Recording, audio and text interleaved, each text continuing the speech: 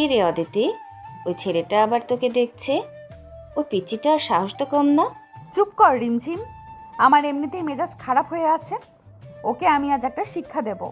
অদিতি রাগে গজগজ করতে করতে ভার্সিটি ক্যাফেটেরিয়ার এক কোণে দাঁড়িয়ে থাকা অর্ণবের দিকে এগিয়ে গেল। অর্ণব একদৃষ্টিতে অদিতির দিকে তাকিয়েছিল। তার চোখে এক অদ্ভুত মায়া আর অধিকার বোধ। অদিতির সামনে গিয়েই কড়া গলায় বলে উঠল, তোর সমস্যা কি রে? তুই কি পাগল হয়ে গেছিস? আমার কি সমস্যা হবে? আমি তো কিছুই করিনি। কিছুই করিসনি? তুই গত 1 ঘন্টা ধরে একটা পিলারের মতো দাঁড়িয়ে আমার দিকে তাকিয়ে আছিস। তুই কি ভাবিস আমি কিছু বুঝি না? তোর বয়স কত রে? 18 আর আমার বয়স 26। তুই আমার চেয়ে 8 বছরের ছোট একটা বাচ্চা ছেলে।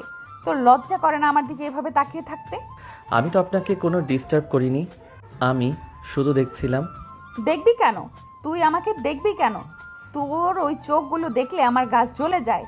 তুই কি ভাবিস তুই এইভাবে আমার পিছু নিলে আমি তোর প্রেমে পড়ে যাব? অসম্ভব। তুই একটা পিচ্চি অপরিপক্ক ছেলে। তোর সাথে আমার কোনোদিনও কিছু হতে পারে না। অদিতির এমন তীক্ষ্ণ অপমানে ক্যাফেটেরিয়ার অনেকেই তাদের দিকে তাকাতে লাগলো। অর্ণবের বন্ধু তৌসিফ রেগে এগিয়ে আসতে নিলে অর্ণব হাত দিয়ে ইশারা করে তাকে থামিয়ে দিল। অর্ণবের চোখ দুটো হালকা লাল হয়ে এলেও সে ঠোঁটে একটা শান্ত হাসি ফুটিয়ে তুলল। আমি তো আপনাকে ভালোবাসতে বলিনি, আমি শুধু একটু দূর থেকে দেখতে চেয়েছি। তাতেও আপনার এত সমস্যা? হ্যাঁ সমস্যা। তুই আমার চোখের সামনে থেকে দূর হ। আর কোনোদিন যদি ভার্সিটিতে বা অন্য কোথাও আমাকে ফলো করার চেষ্টা করিস, আমি তোর নামে প্রিন্সিপালের কাছে কমপ্লেন করব। মনে রাখিস, তুই আমার জুনিয়র।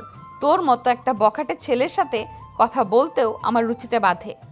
অদিতির এই কথাগুলো তীরের মতো অর্ণবের বুকে বিঁধল, কিন্তু সে কোনো প্রতিবাদ করল না। শুধু এক পলক অদিতির রাগে লাল হয়ে থাকা মুখের দিকে তাকিয়ে দীর্ঘশ্বাস ফেলল। ঠিক আছে, আপনার যখন এতই অস্বস্তি হচ্ছে আমি চলে যাচ্ছি, কিন্তু সাবধানে থাকবেন। আমাকে জ্ঞান দিবি না, তুই যা এখান থেকে। অর্ণব মাথা নিচু করে সেখান থেকে চলে গেল। তৌসিফ অর্ণবের পিছু পিছু গিয়ে ভার্সিটির গেটের বাইরে তাকে ধরল। তুই কি পাগল না? এই মেয়েটা তোকে সবার সামনে এত বাজেভাবে অপমান করলো, আর তুই চুপচাপ শুনে চলে আসলি? তুই না কলেজের সবচেয়ে রাগী ছেলে। তোর তো এক কথায় রাগ উঠে যায়। আজ কি হলো তোর?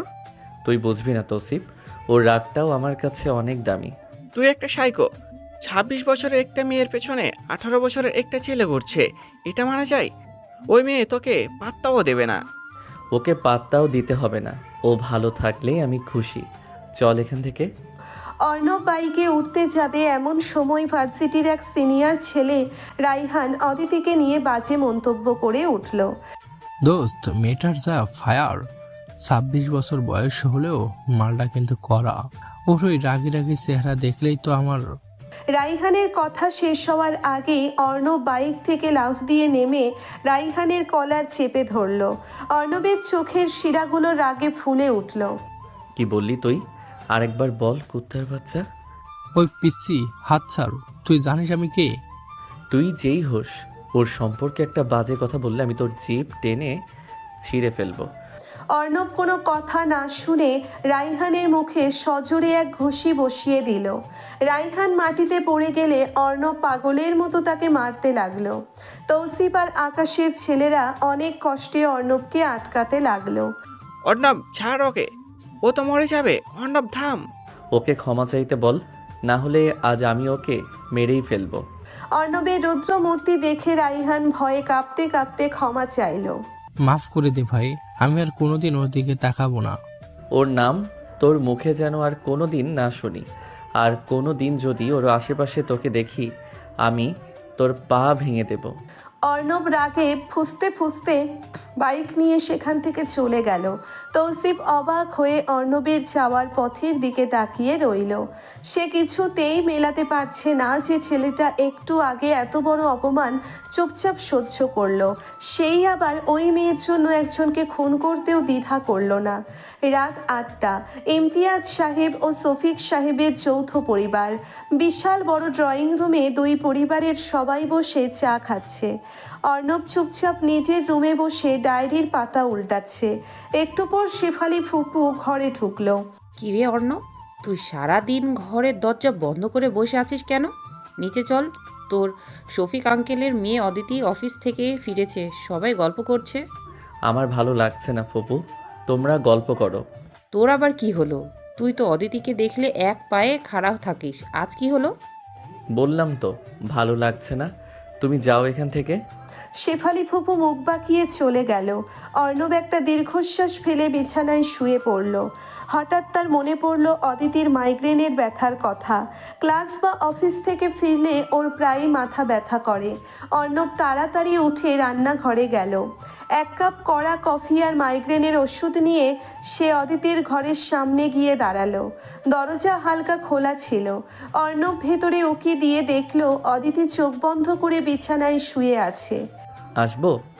অর্ণবের গলা শুনে অদিতি ধর্মর করে উঠে বসলো। তার চোখে মুখে চরম বিরক্তি ফুটে উঠল। তুই এখানে কি চাস? তোকে না আমি কড়া করে বারণ করেছি আমার ঘরের আশেপাশে না আসতে? আমি শুধু আপনার জন্য কফি আর ওষুধটা নিয়ে এসেছিলাম। আপনার তো মাথা ব্যথা করে এই সময়। আমার মাথা ব্যথা করুক বা আমি মরে যাই, তাতে তোর কি রে? তুই কেন আমার এত খোঁজ খবর রাখিস? তোর এই মায়া কান্না আমার একদম সহ্য হয় না। নিয়ে যা এখান থেকে। ওষুধটা খেয়ে নিন প্লিজ, আমি চলে যাচ্ছি। আমি খাবো না। তুই এই কফি আর ওষুধ নিয়ে এক্ষুনি আমার চোখের সামনে থেকে বের হবি, না হলে আমি কফির মগটা ছুঁড়ে ফেলে দেব। অর্ণব 1 পা এগিয়ে গিয়ে কফির মগটা সাইড টেবিলে রাখলো। তার বুকটা কষ্টে ফেটে যাচ্ছে, কিন্তু সে নিজের ইমোশন চেপে রাখলো। আপনার আমার উপর রাগ, সেটা আমার উপরই দেখান, কিন্তু নিজের শরীরের উপর কেন রাগ দেখাচ্ছেন? ওষুধটা খেয়ে নিন। তুই আমাকে শিখাবি আমার কি করা উচিত আর কি করা উচিত না? তুই কে আমার? হ্যাঁ, তুই কে? আমি কেউ না, কিন্তু আপনার কষ্ট হলে আমার ভালো লাগে না। তোর ভালো লাগা না লাগায় আমার কিচ্ছু যায় আসে না। তুই আমার জীবনের সবচেয়ে বড় একটা অভিশাপ।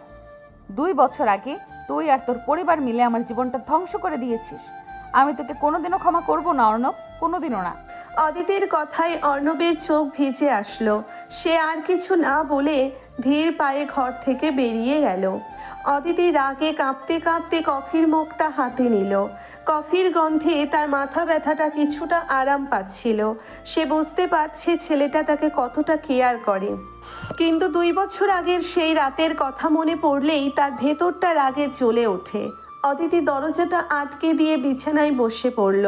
তার চোখের সামনে ভেসে উঠল 2 বছর আগের সেই অভিশপ্ত রাতটা। তখন অদিতির বয়স 24 আর অর্ণবের মাত্র 16। অদিতির বাবার ব্যবসায়িক পার্টনার তাদের সাথে চরম বেইমানি করেছিল। শফিক সাহেবের নামে বিশাল এক মিথ্যা জালিয়াতির মামলা দিয়েছিল। সেদিন রাতে পুলিশ এসেছিল শফিক সাহেবকে অ্যারেস্ট করতে। শফিক সাহেব অপমানে আত্মহত্যার চেষ্টা করেছিলেন। তখন ইমতিয়াজ সাহেব তার বন্ধুকে বাঁচাতে নিজের সব সম্পত্তি বাজি রেখেছিলেন, কিন্তু শর্ত ছিল একটাই, 2 পরিবারের সম্পর্ক চিরস্থায়ী করতে হবে। বড় দাদির জেদে সেই রাতেই 16 বছরের অর্ণবের সাথে 24 বছরের অদিতির বিয়ে পড়ানো হয়েছিল। তুই সেদিন প্রতিবাদ করিসনি কেন অর্ণব? তুই তো ছোট ছিলি, তুই তো বলতে পারতিস তুই এত বড় একটা মেয়েকে বিয়ে করবি না। তুই কেন রাজি হলি? তোর এই নীরব সম্মতি তো আমার জীবনটাকে শেষ করে দিল। আমি চেয়েছিলাম পড়াশোনা করে শেষ করে নিজের মতো করে বাঁচবো, আর তুই আমাকে একটা অদৃশ্য শেকলে বেঁধে ফেললি। আমি তোকে কোনো দিন আমার স্বামী হিসেবে। রাত 12টা, চারদিক নিস্তব্ধ। অর্ণব বারান্দায় দাঁড়িয়ে আকাশের দিকে তাকিয়ে আছে। তার হাতে একটা সিগারেট। সে সিগারেটটা ঠোঁটে তুলে নিতেই কারো গলার আওয়াজে থমকে গেল। অর্ণব চমকে পিছনে তাকালো। অদিতি তার ঘরের বারান্দা থেকে অর্ণবকে দেখছে। 2 বারান্দার মাঝে সামান্য একটু দূরত্ব। আপনি ঘুমাননি এখনো? ছোট বয়সে তো বিয়েটাও করেছিলাম, তখন তো কেউ বারণ করেনি। অর্ণবের এই শান্ত কথার খোঁচায় অদিতি স্তব্ধ হয়ে গেল। অর্ণব কখনো এভাবে উত্তর দেয় না। তুই আমাকে খোটা দিচ্ছিস? না, আমি কাউকে খোটা দিচ্ছি না, আমি শুধু আমার নিয়তিটাকে মেনে নিচ্ছি। আপনি ঘুমিয়ে পড়ুন, রাত অনেক হয়েছে। তুই সিগারেটটা ফেলে দিবি কিনা বল? কেন ফেলে দেব? আপনি তো আমাকে স্বামী হিসেবে মানেন না, তাহলে আমার কোনো কিছুতেই তো আপনার অধিকার নেই। আমি বাঁচি কি মরি তাতে তো আপনার কিছু যায় আসে না। অর্ণব, তুই বেশি কথা বলছিস। বেশি তো আপনি বলছেন। আজ ক্যাফেটেরিয়ায় সবার সামনে আমাকে কি কি বললেন মনে আছে? আমি তো একটা কথাও বলিনি, সব চুপচাপ শুনেছি, কারণ আমি জানি আমি আপনার যোগ্য না। আপনি অনেক বড়, অনেক ম্যাচিওর, আর আমি একটা পিচ্চি ছেলে। অর্ণবের গলায় স্পষ্ট অভিমান আর কষ্ট ঝরে পড়ছিল। অদিতি কিছুক্ষণ কোনো কথা বলতে পারল না। সে বুঝতে পারছিল আজ সে ভার্সিটিতে একটু বেশি রোড়ো আচরণ করে ফেলেছে। আমি তখন রেগেছিলাম, তুই আমাকে ফলো করছিলি কেন? আমি আপনাকে ফলো করছিলাম না, আমি শুধু দেখছিলাম আপনি ঠিকমতো খেয়েছেন কিনা। আপনি তো সকাল থেকে না খেয়েছিলেন। তোরা তো কেয়ারিং দেখাতে হবে না, তুই আমার থেকে দূরে থাকলেই আমি ভালো থাকবো।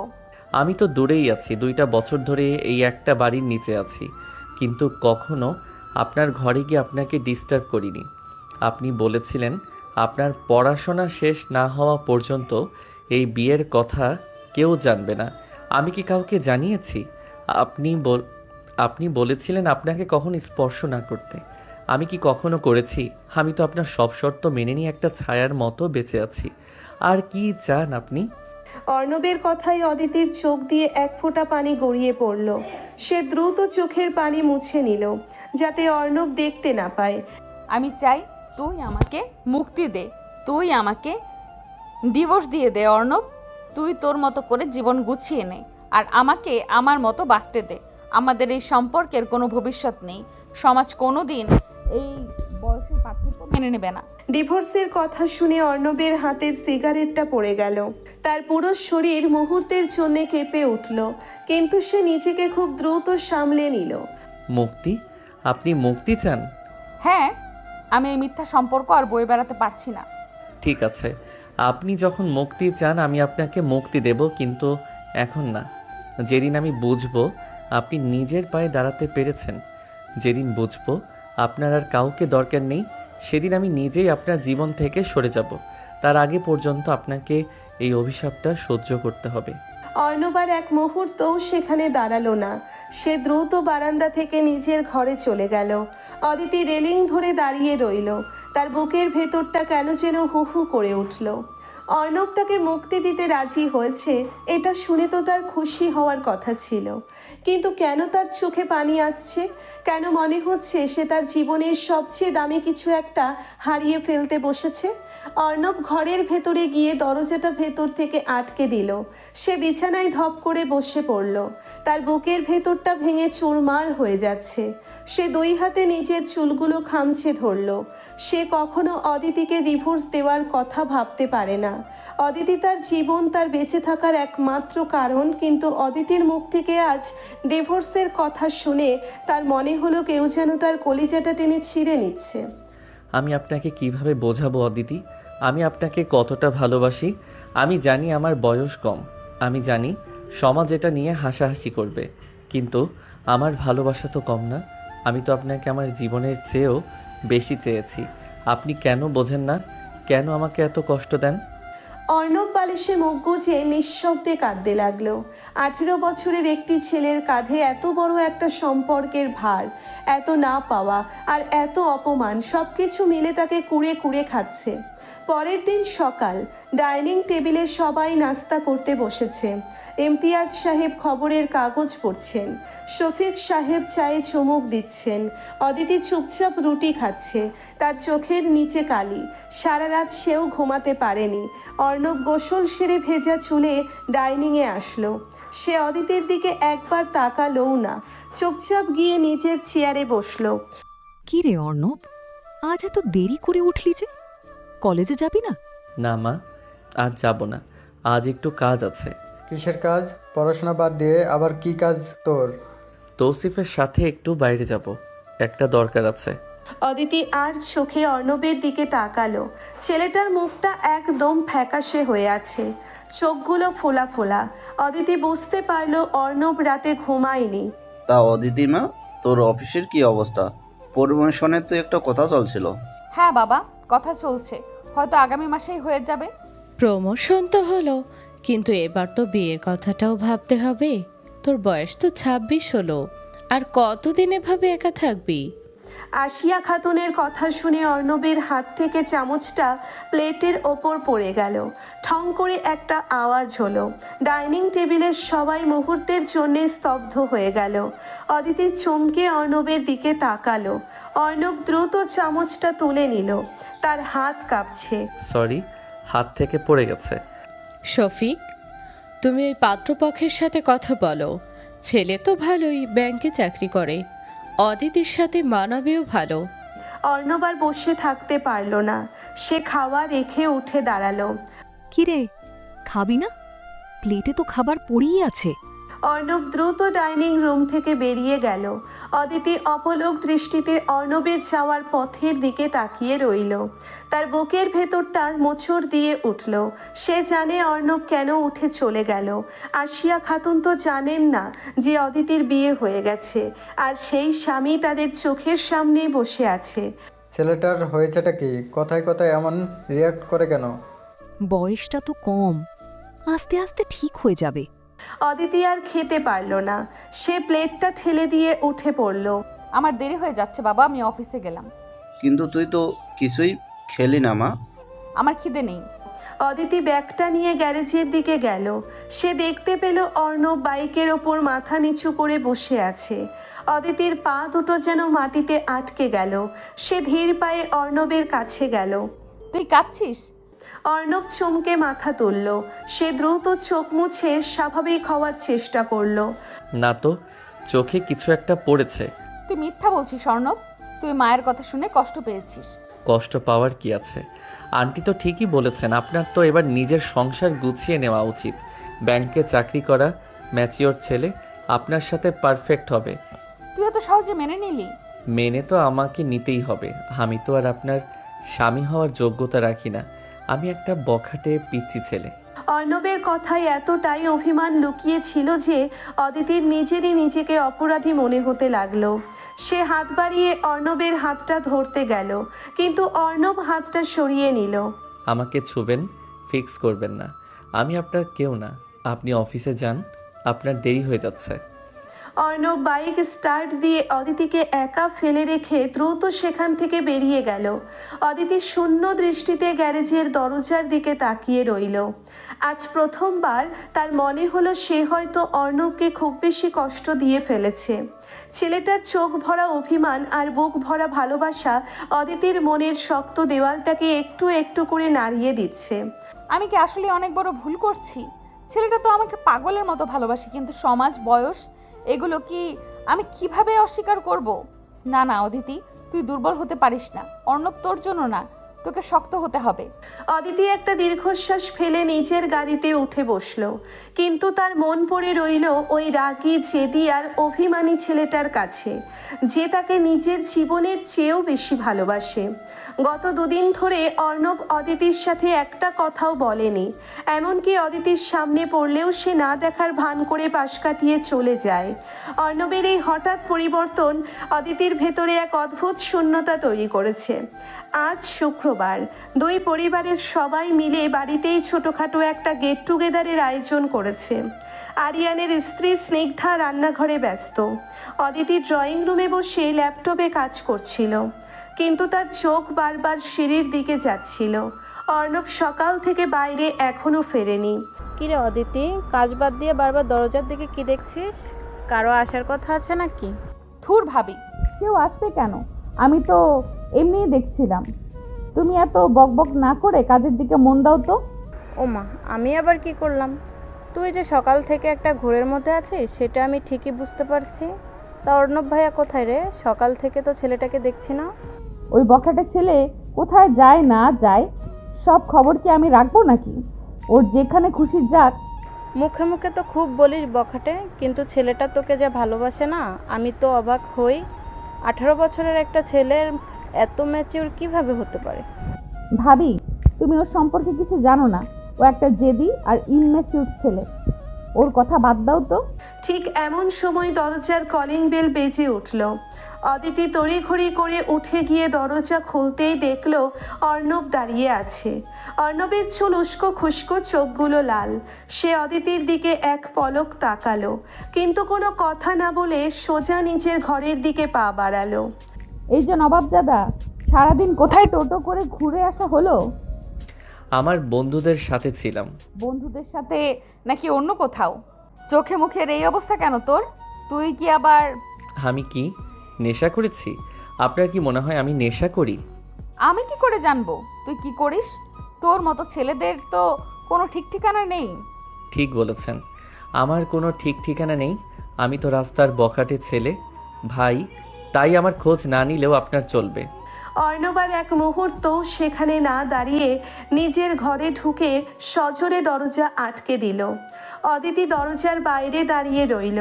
অর্ণবের কথাগুলো তার বুকে তীরের মতো বিঁধল। ছেলেটা আগে তো এমন করে কথা বলতো না। অদিতি দীর্ঘশ্বাস ফেলে ড্রয়িং রুমে ফিরে এলো। সন্ধ্যার দিকে বাড়িতে মেহমানদের আনাগোনা শুরু হলো। অদিতির ফুফাতো বোন সাদিয়া এসেছে। সাদিয়া বরাবরই অর্ণবকে পছন্দ করে। অর্ণব ড্রয়িং রুমের এক কোণে সোফায় বসে ফোন ঘাঁটছিল। সাদিয়া সেজে গুজে সোজা অর্ণবের পাশে গিয়ে বসলো। অদিতি দূর থেকে তাদের দিকে নজর রাখছিল। অর্ণব, কেমন আছো তুমি? ও মাই গড, তোমাকে তো দিন দিন আরো বেশি হ্যান্ডসাম লাগছে। আলহামদুলিল্লাহ, ভালো আছি। আপনি কেমন আছেন সাদিয়া আপু? ধর, আমাকে আপু ডাকবে না একদম। আমি তো তোমার চেয়ে মাত্র 2 বছরের বড়। আমাকে নাম ধরে রাখবে, বুঝলে? আমি জুনিয়র, আপনাকে আপু ডাকাই তো সম্মানজনক। সম্মান টম্মান রাখো তো। আচ্ছা শোনো না, কাল আমার একটা ফ্রেন্ডের বার্থডে পার্টি আছে, তুমি কি আমার সাথে যাবে? অর্ণব সাদিয়ার কথার উত্তর দেওয়ার আগেই অদিতির গলা শোনা গেল। সাদিয়া, ওকে ডিস্টার্ব করছিস কেন? দেখছিস না ও ফোনে জরুরি কাজ করছে? আরে আপু, তুমি তো দেখছি ওর পাহারাদার হয়ে গেছো। আমি তো জাস্ট একটু কথা বলছিলাম। ওর সাথে কথা বলার কিছু নেই, তুই ভেতরে আয়, ফুপি তোকে খুঁজছে। সাদিয়া মুখ বাঁকিয়ে ভেতরে চলে গেল। অর্ণব একবার অদিতির দিকে তাকালো, তারপর আবার ফোনে মনোযোগ দিল। অদিতি অর্ণবের এই নির্লিপ্ততা দেখে রাগে জ্বলে উঠল। তুই কি ওই মেয়েটার সাথে বেশি ফ্রি হওয়ার চেষ্টা করছিস? কে ফ্রি হওয়ার চেষ্টা করছে? আমি তো শুধু ভদ্রতা করছিলাম। তোরা তো ভদ্রতা দেখাতে হবে না। তুই আমার চোখের সামনে বসে অন্য কোনো মেয়ের সাথে এইভাবে হেসে হেসে কথা বলবি, এটা আমি একদম পছন্দ করি না। কেন পছন্দ করেন না? আমি তো আপনার কেউ না। আপনি তো আমাকে ডিভোর্স দেবেন বলেছেন। তাহলে আমি কার সাথে কথা বলবো, কার সাথে হাসবো? তাতে আপনার এত মাথা ব্যথা কেন? অর্ণব, তুই কিন্তু লিমিট ক্রস করছিস। লিমিট তো আপনি কবেই ক্রস করে ফেলেছেন অদিতি। আমি শুধু আমার লিমিটের মধ্যে থাকার চেষ্টা করছি। ঠিক এমন সময় ড্রয়িং রুমে আরিয়ানের সাথে একটা ছেলে প্রবেশ করলো। অদিতি ছেলেটাকে দেখে চমকে উঠল। ছেলেটা আর কেউ নয়, রাইহান, যাকে গতদিন ভার্সিটির সামনে অর্ণব পিটিয়েছিল। রাইহানকে দেখে অর্ণবের চোয়াল শক্ত হয়ে গেল। তার হাতের মুঠো এমনভাবে আটকে গেল যে আঙ্গুলের হাড়গুলো সাদা হয়ে উঠল। আব্বু, আঙ্কেল, দেখেন কাকে নিয়ে এসেছি। রায়হান আমার কলিগ, আর ভার্সিটিতে অদিতি ব্যাচমেট ছিল। খুব ভালো ছেলে। আরে এসো এসো বাবা, ভেতরে এসে বসো। আসসালামু আলাইকুম আঙ্কেল। অদিতি, কেমন আছো তুমি? রাইহান অদিতির দিকে তাকিয়ে এমন একটা হাসি দিল যা দেখে অর্ণবের রক্ত মাথায় উঠে গেল। অদিতি আর চোখে একবার অর্ণবের দিকে তাকালো। সে বুঝতে পারছে অর্ণব কতটা রেগে আছে। অদিতি পরিস্থিতি সামাল দেওয়ার জন্য শান্ত গলায় বলল, ওয়ালাইকুম আসসালাম। ভালো আছি রায়হান ভাইয়া, আপনি বসুন। আরে তুমি আমাকে ভাইয়া ডাকছো কেন? আমরা তো একই ব্যাচে ছিলাম। তুমি আমাকে রায়হান বলে ডাকতে পারো। ঠিকই তো অদিতি, তুই ওকে রায়হান বলে ডাকবি। ছেলেটার অনেক ট্যালেন্ট, ওর সাথে তোর অনেক কিছুই মিলবে। আরিয়ানের কথায় স্পষ্ট ইঙ্গিত ছিল যে সে রাইহানকে অদিতির পাত্র হিসেবে পছন্দ করছে। অর্ণব সোফা থেকে উঠে দাঁড়ালো। সে টেবিলের ওপর থেকে একটা কাঁচের গ্লাস হাতে নিয়ে পানি ঢালতে শুরু করলো। অদিতি, তুমি কি আমাকে 1 কাপ কফি বানিয়ে খাওয়াতে পারো? তোমার হাতের কফির কথা তো আরিয়ান ভাইয়ের কাছে অনেক শুনেছি। হ্যাঁ অদিতি, যা তোমা রায়হানের জন্য স্পেশাল 1 কাপ কফি বানিয়ে নিয়ে আয়। কিন্তু ভাইয়া, আমি তো এখন... কোনো কিন্তু না, যা বলছি কর। অদিতি আর কোনো কথা না বলে রান্নাঘরের দিকে পা বাড়ালো। কিছুক্ষণ পর সে একটা ট্রেতে কফির মগ নিয়ে ফিরে এলো। রাইহান সোফায় পা তুলে বসেছিল। অদিতি যখন কফির মগটা তার দিকে এগিয়ে দিল, রাইহান ইচ্ছে করে মগটা ধরার নাম করে অদিতির আঙ্গুল ছুঁয়ে দিল। অদিতির সারা শরীরে একটা অস্বস্তি খেলে গেল। সে দ্রুত হাত সরিয়ে নিল। থ্যাংক ইউ অদিতি, তোমার আঙ্গুলগুলো কিন্তু খুব সুন্দর। রাইহানের এই কথা শেষ হওয়ার আগেই ড্রয়িং রুমে একটা বিকট শব্দ হলো, ঠং ঠং করে ছলাৎ। সবাই চমকে ফিরে তাকালো। অর্ণবের হাতে থাকা কাঁচের গ্লাসটা তার মুঠোয় ভেঙে টুকরো টুকরো হয়ে গেছে। কাঁচের টুকরো অর্ণবের হাতের তালু ছুঁড়ে ঠুকে গেছে। ফিনকি দিয়ে রক্ত বের হয়ে ফ্লোরে পড়ছে। আল্লাহ রে, অর্ণব তুই এ কি করলি? ছেলেটার কি মাথা খারাপ হয়ে গেছে? গ্লাসটা এভাবে কেউ চাপে? অর্ণবের চোখে মুখে কোনো ব্যথার ছাপ নেই। তার চোখ দুটো আগুনের মতো জ্বলছে, আর সেই আগুন শুধু রাইহানের দিকে তাক করে আছে। সে হাতের রক্ত ঝরতে ঝরতেই একটা টিস্যু দিয়ে হাতটা চেপে ধরল। কিছু হয়নি মা, গ্লাসটা একটু স্লিপ করে ভেঙে গেছে, আমি পরিষ্কার করে নিচ্ছি। আরে ভাই সাবধানে থাকতে হয় তো, রক্ত তো অনেক পড়ছে। আপনি নিজের কফিটা খান, আমার রক্ত নিয়ে আপনাকে চিন্তা করতে হবে না।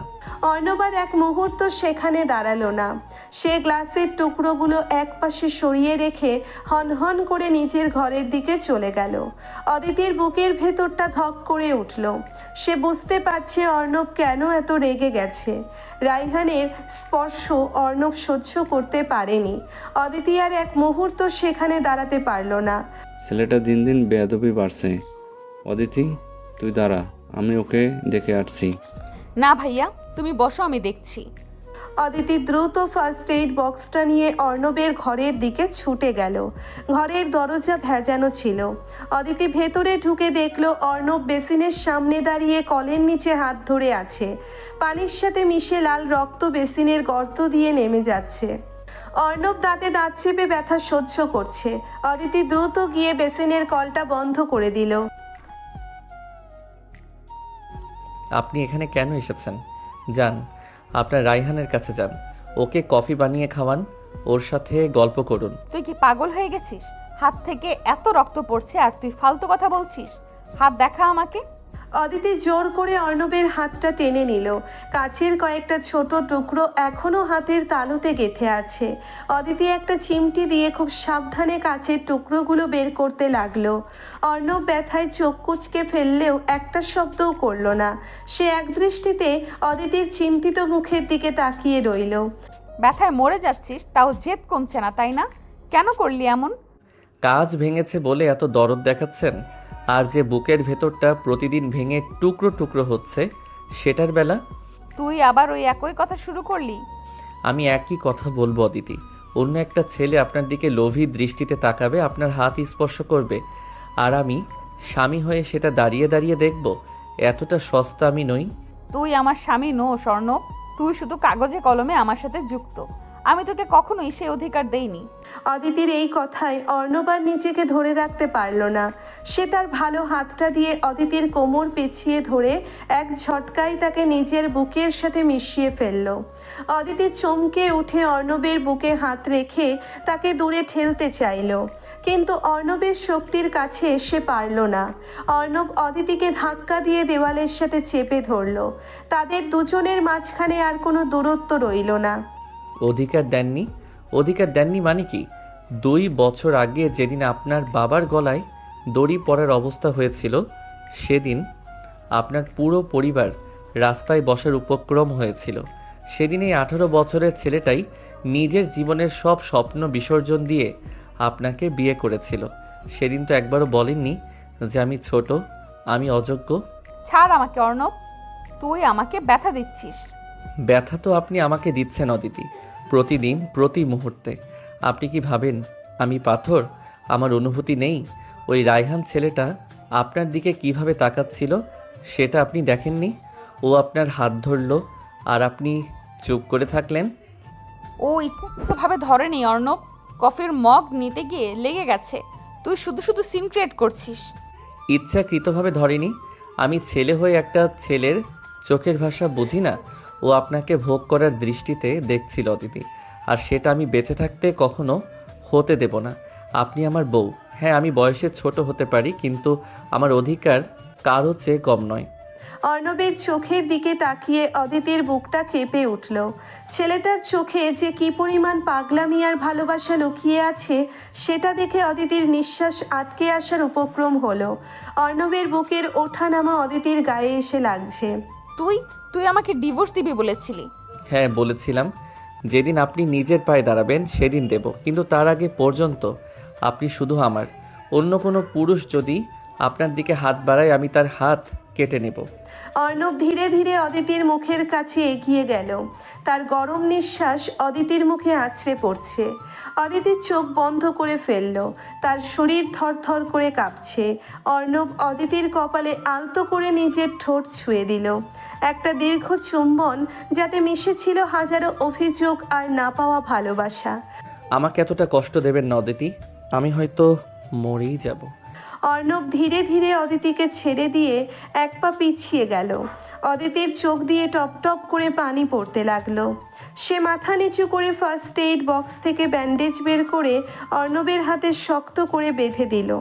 দুজনের মধ্যে এক পিনপতন নীরবতা। শুধু অর্ণবের ক্ষতবিক্ষত হাত আর অদিতির কাঁপতে থাকা আঙ্গুলগুলো কথা বলছিল। আমি বাইরে যাচ্ছি, তুই ওষুধ খেয়ে শুয়ে পড়। অদিতি আর এক মুহূর্ত সেখানে দাঁড়াতে পারল না। সে প্রায় দৌড়ে ঘর থেকে বেরিয়ে এলো। নিজের ঘরে এসে সে দরজা বন্ধ করে বিছানায় লুটিয়ে পড়ল। তার কপালে এখনো অর্ণবের ঠোঁটের উষ্ণতা লেগে আছে। অদিতি দুই হাতে নিজের মুখ ঢেকে ফুপিয়ে কেঁদে উঠল। আমি কেন ওকে আটকাতে পারছি না? কেন ওর স্পর্শ আমাকে এতটা দুর্বল করে দিচ্ছে? ও তো আমার 4 বছরের ছোট। সমাজ, পরিবার সবাই তো আমাদের নিয়ে হাসাহাসি করবে। আমি কি করব? হে আল্লাহ, তুমি আমাকে এই মায়া থেকে বের হওয়ার রাস্তা দেখিয়ে দাও। ড্রয়িং রুমে তখনও হাসাহাসি আর আড্ডা চলছে। রাইহান সুযোগ পেয়ে আরিয়ানের কানে বিষ ঢালছে। আরিয়ান ভাই, আপনার এই কাজিন ভাইটা কিন্তু খুব বদমেজাজি। বড়দের সামনে কিভাবে গ্লাস ভাঙলো দেখলেন? ওর কথা আর বলিস না, ছোটবেলা থেকে মাথায় উঠে আসছে। আমি বাবাকে বলে ওকে কালে হোটেলে পাঠানোর ব্যবস্থা করব। এত বড় ধারী ছেলে অদিতির সাথে একই ছাদের নিচে থাকবে, এটা আমি আর মেনে নেব না। ঠিকই বলেছো ভাইয়া, অর্ণবের নজর কিন্তু মোটেও ভালো না। ও সব সময় অদিতি আপুর দিকে কেমন করে যেন তাকিয়ে থাকে। সাদিয়ার কথায় রাইহান মনে মনে হাসলো। সে বুঝতে পেরেছে এই বাড়িতে ঢোকার এটাই তার মোক্ষম সুযোগ। চিন্তা করবেন না আরিয়ান ভাই, আমি অদিতি আর আপনাদের পরিবারের সব দায়িত্ব নিতে রাজি আছি। অদিতিকে আপনি আমার হাতে নিশ্চিন্তে তুলে দিতে পারেন। আরিয়ান হাসি মুখে রাইহানের পিঠ চাপড়ে দিল। অথচ তারা কেউ জানে না যে মেয়েটিকে নিয়ে তারা ছক কষছে, সেই মেয়েটি অন্য একটি ছেলের ভালোবাসার আগুনে নীরবে দগ্ধ হচ্ছে। রাত গভীর হলো। অর্ণব ব্যান্ডেজ করা হাতটা বুকের উপর রেখে চোখ বন্ধ করে বিছানায় শুয়ে আছে। তার চোখে ঘুম নেই। অদিতিকে ছুঁতে পারার অনুভূতি তাকে যেমন শান্তি দিচ্ছে, তেমন অদিতির কান্নার মুখটা তাকে অপরাধীও বানাচ্ছে। সে জানে এই সমাজের চোখে সে হয়তো অদিতির যোগ্য নয়, কিন্তু অদিতিকে সে নিজের প্রাণ দিয়ে রক্ষা করবে। রায়হান, তুই ভুল মানুষের গায়ে হাত দিয়েছিস। অদিতি শুধু আমার। এই অর্ণব বেঁচে থাকতে অদিতির গায়ে কেউ একটা আঁচড়ও কাটতে পারবে না। সকালের স্নিগ্ধ রোদ ড্রয়িং রুমে এসে পড়েছে, কিন্তু বাড়ির ভেতরের পরিবেশ বেশ উত্তপ্ত। আরিয়ান রাগে গজগজ করতে করতে শফিক সাহেব ও ইমতিয়াজ সাহেবের সামনে দাঁড়িয়ে কথা বলছে। অদিতি সিঁড়িতে দাঁড়িয়ে চুপচাপ সব শুনছে। আব্বু, আমি আর কোনো কথাই শুনতে চাই না। এই বাড়িতে অর্ণব থাকলে আমি থাকবো না। কাল রাতে ও মেহমানদের সামনে যেভাবে গ্লাস ভাঙলো, তাতে আমাদের সম্মান কোথায় গিয়ে ঠেকেছে। ওকে আজই হোটেলে পাঠানোর ব্যবস্থা করুন আঙ্কেল। আরিয়ান, বাবা শান্ত হওয়া। ছেলেটা একটা রকচটা ঠিকই, কিন্তু ও তো ইচ্ছে করে গ্লাস ভাঙেনি, হাত থেকে স্লিপ করে। আঙ্কেল, আপনি ওকে অন্ধের মতো প্রশ্রয় দিয়েছেন। ও একটা বখাটে বেয়াদব ছেলে। আমাদের মতো শিক্ষিত পরিবার ওর মতো একটা ছেলের থাকায় মানায় না। ঠিক এমন সময় ভেতর থেকে লাঠিতে ভর দিয়ে বড় দাদি বেরিয়ে এলেন। তার গম্ভীর চেহারা দেখে ড্রয়িং রুমের সবাই চুপ হয়ে গেল। কার এত বড় সাহস রে যে আমার নাতিকে এই বাড়ি থেকে বের করে দেওয়ার কথা বলে? দাদি, আপনি বুঝতে পারছেন না, ও দিন দিন যা শুরু করছে। তুই থামবি আরিয়ান, তুই হয়তো ভুলে গেছিস কিন্তু আমি ভুলিনি। এই বাড়িটা ইমতিয়াজ আর শফিকের ঘাম আর রক্ত দিয়ে তৈরি। তোরা দুই পরিবার আজ যে এক ছাদের নিচে এত সুখে আছিস সেটা ইমতিয়াজের বিশাল মনের জন্য। শফিকের যখন সব শেষ হয়ে যাচ্ছিল তখন ইমতিয়াজ নিজের সব দিয়ে ওকে বাঁচিয়েছিল। এই বাড়ির একটা ইটেও শফিকের যতটা অধিকার আছে ইমতিয়াজেরও ততটা আছে। আর অর্ণব এ বাড়ির ছেলে, ও এই বাড়ি ছেড়ে কোথাও যাবে না। মা ঠিকই বলেছেন আরিয়ান, তুমি বড়দের ব্যাপারে কথা বলিস না। অর্ণব আমারও ছেলের মতো, ও এখানেই থাকবে। আরিয়ান রাগে ফুঁসতে ফুঁসতে সেখান থেকে চলে গেল। অদিতি সিঁড়িতে দাঁড়িয়ে একটা দীর্ঘশ্বাস ফেলল। বড় দাদির কথায় তার বুকে যেন পাথর চেপে বসলো। হ্যাঁ, এই দুই পরিবারের বন্ধুত্বের খাতিরেই তো এক ছাদের নিচে তাদের বসবাস। আর এই বন্ধুত্বের চরম মূল্য তো অদিতিকে চোকাতে হয়েছে 2 বছর আগে, নিজের জীবনটা অর্ণবের সাথে বেঁধে দিয়ে। দুপুরের দিকে ভার্সিটির ক্যাম্পাসে অর্ণব তার বন্ধু তৌসিফের সাথে বসেছিল। অর্ণবের হাতে তখনও ব্যান্ডেজ, মনটা প্রচণ্ড খারাপ। এমন সময় অর্ণবের ক্লাসমেট ফারিয়া সেখানে এলো। অর্ণব, তোর হাতের এই অবস্থায় কি করে হলো? কিছু না ফারিয়া, এমনি একটু কেটে গেছে। তুই না একদম নিজের যত্ন নিস না। দে আমাকে দে, ব্যান্ডেজটা খুলে গেছে, আমি ঠিক করে দিচ্ছি।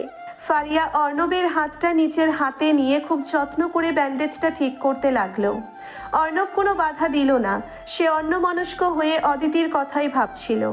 দূর থেকে সাদিয়া আর অদিতি এই দৃশ্যটা দেখছিল। সাদিয়ার চোখে শয়তানি হাসি।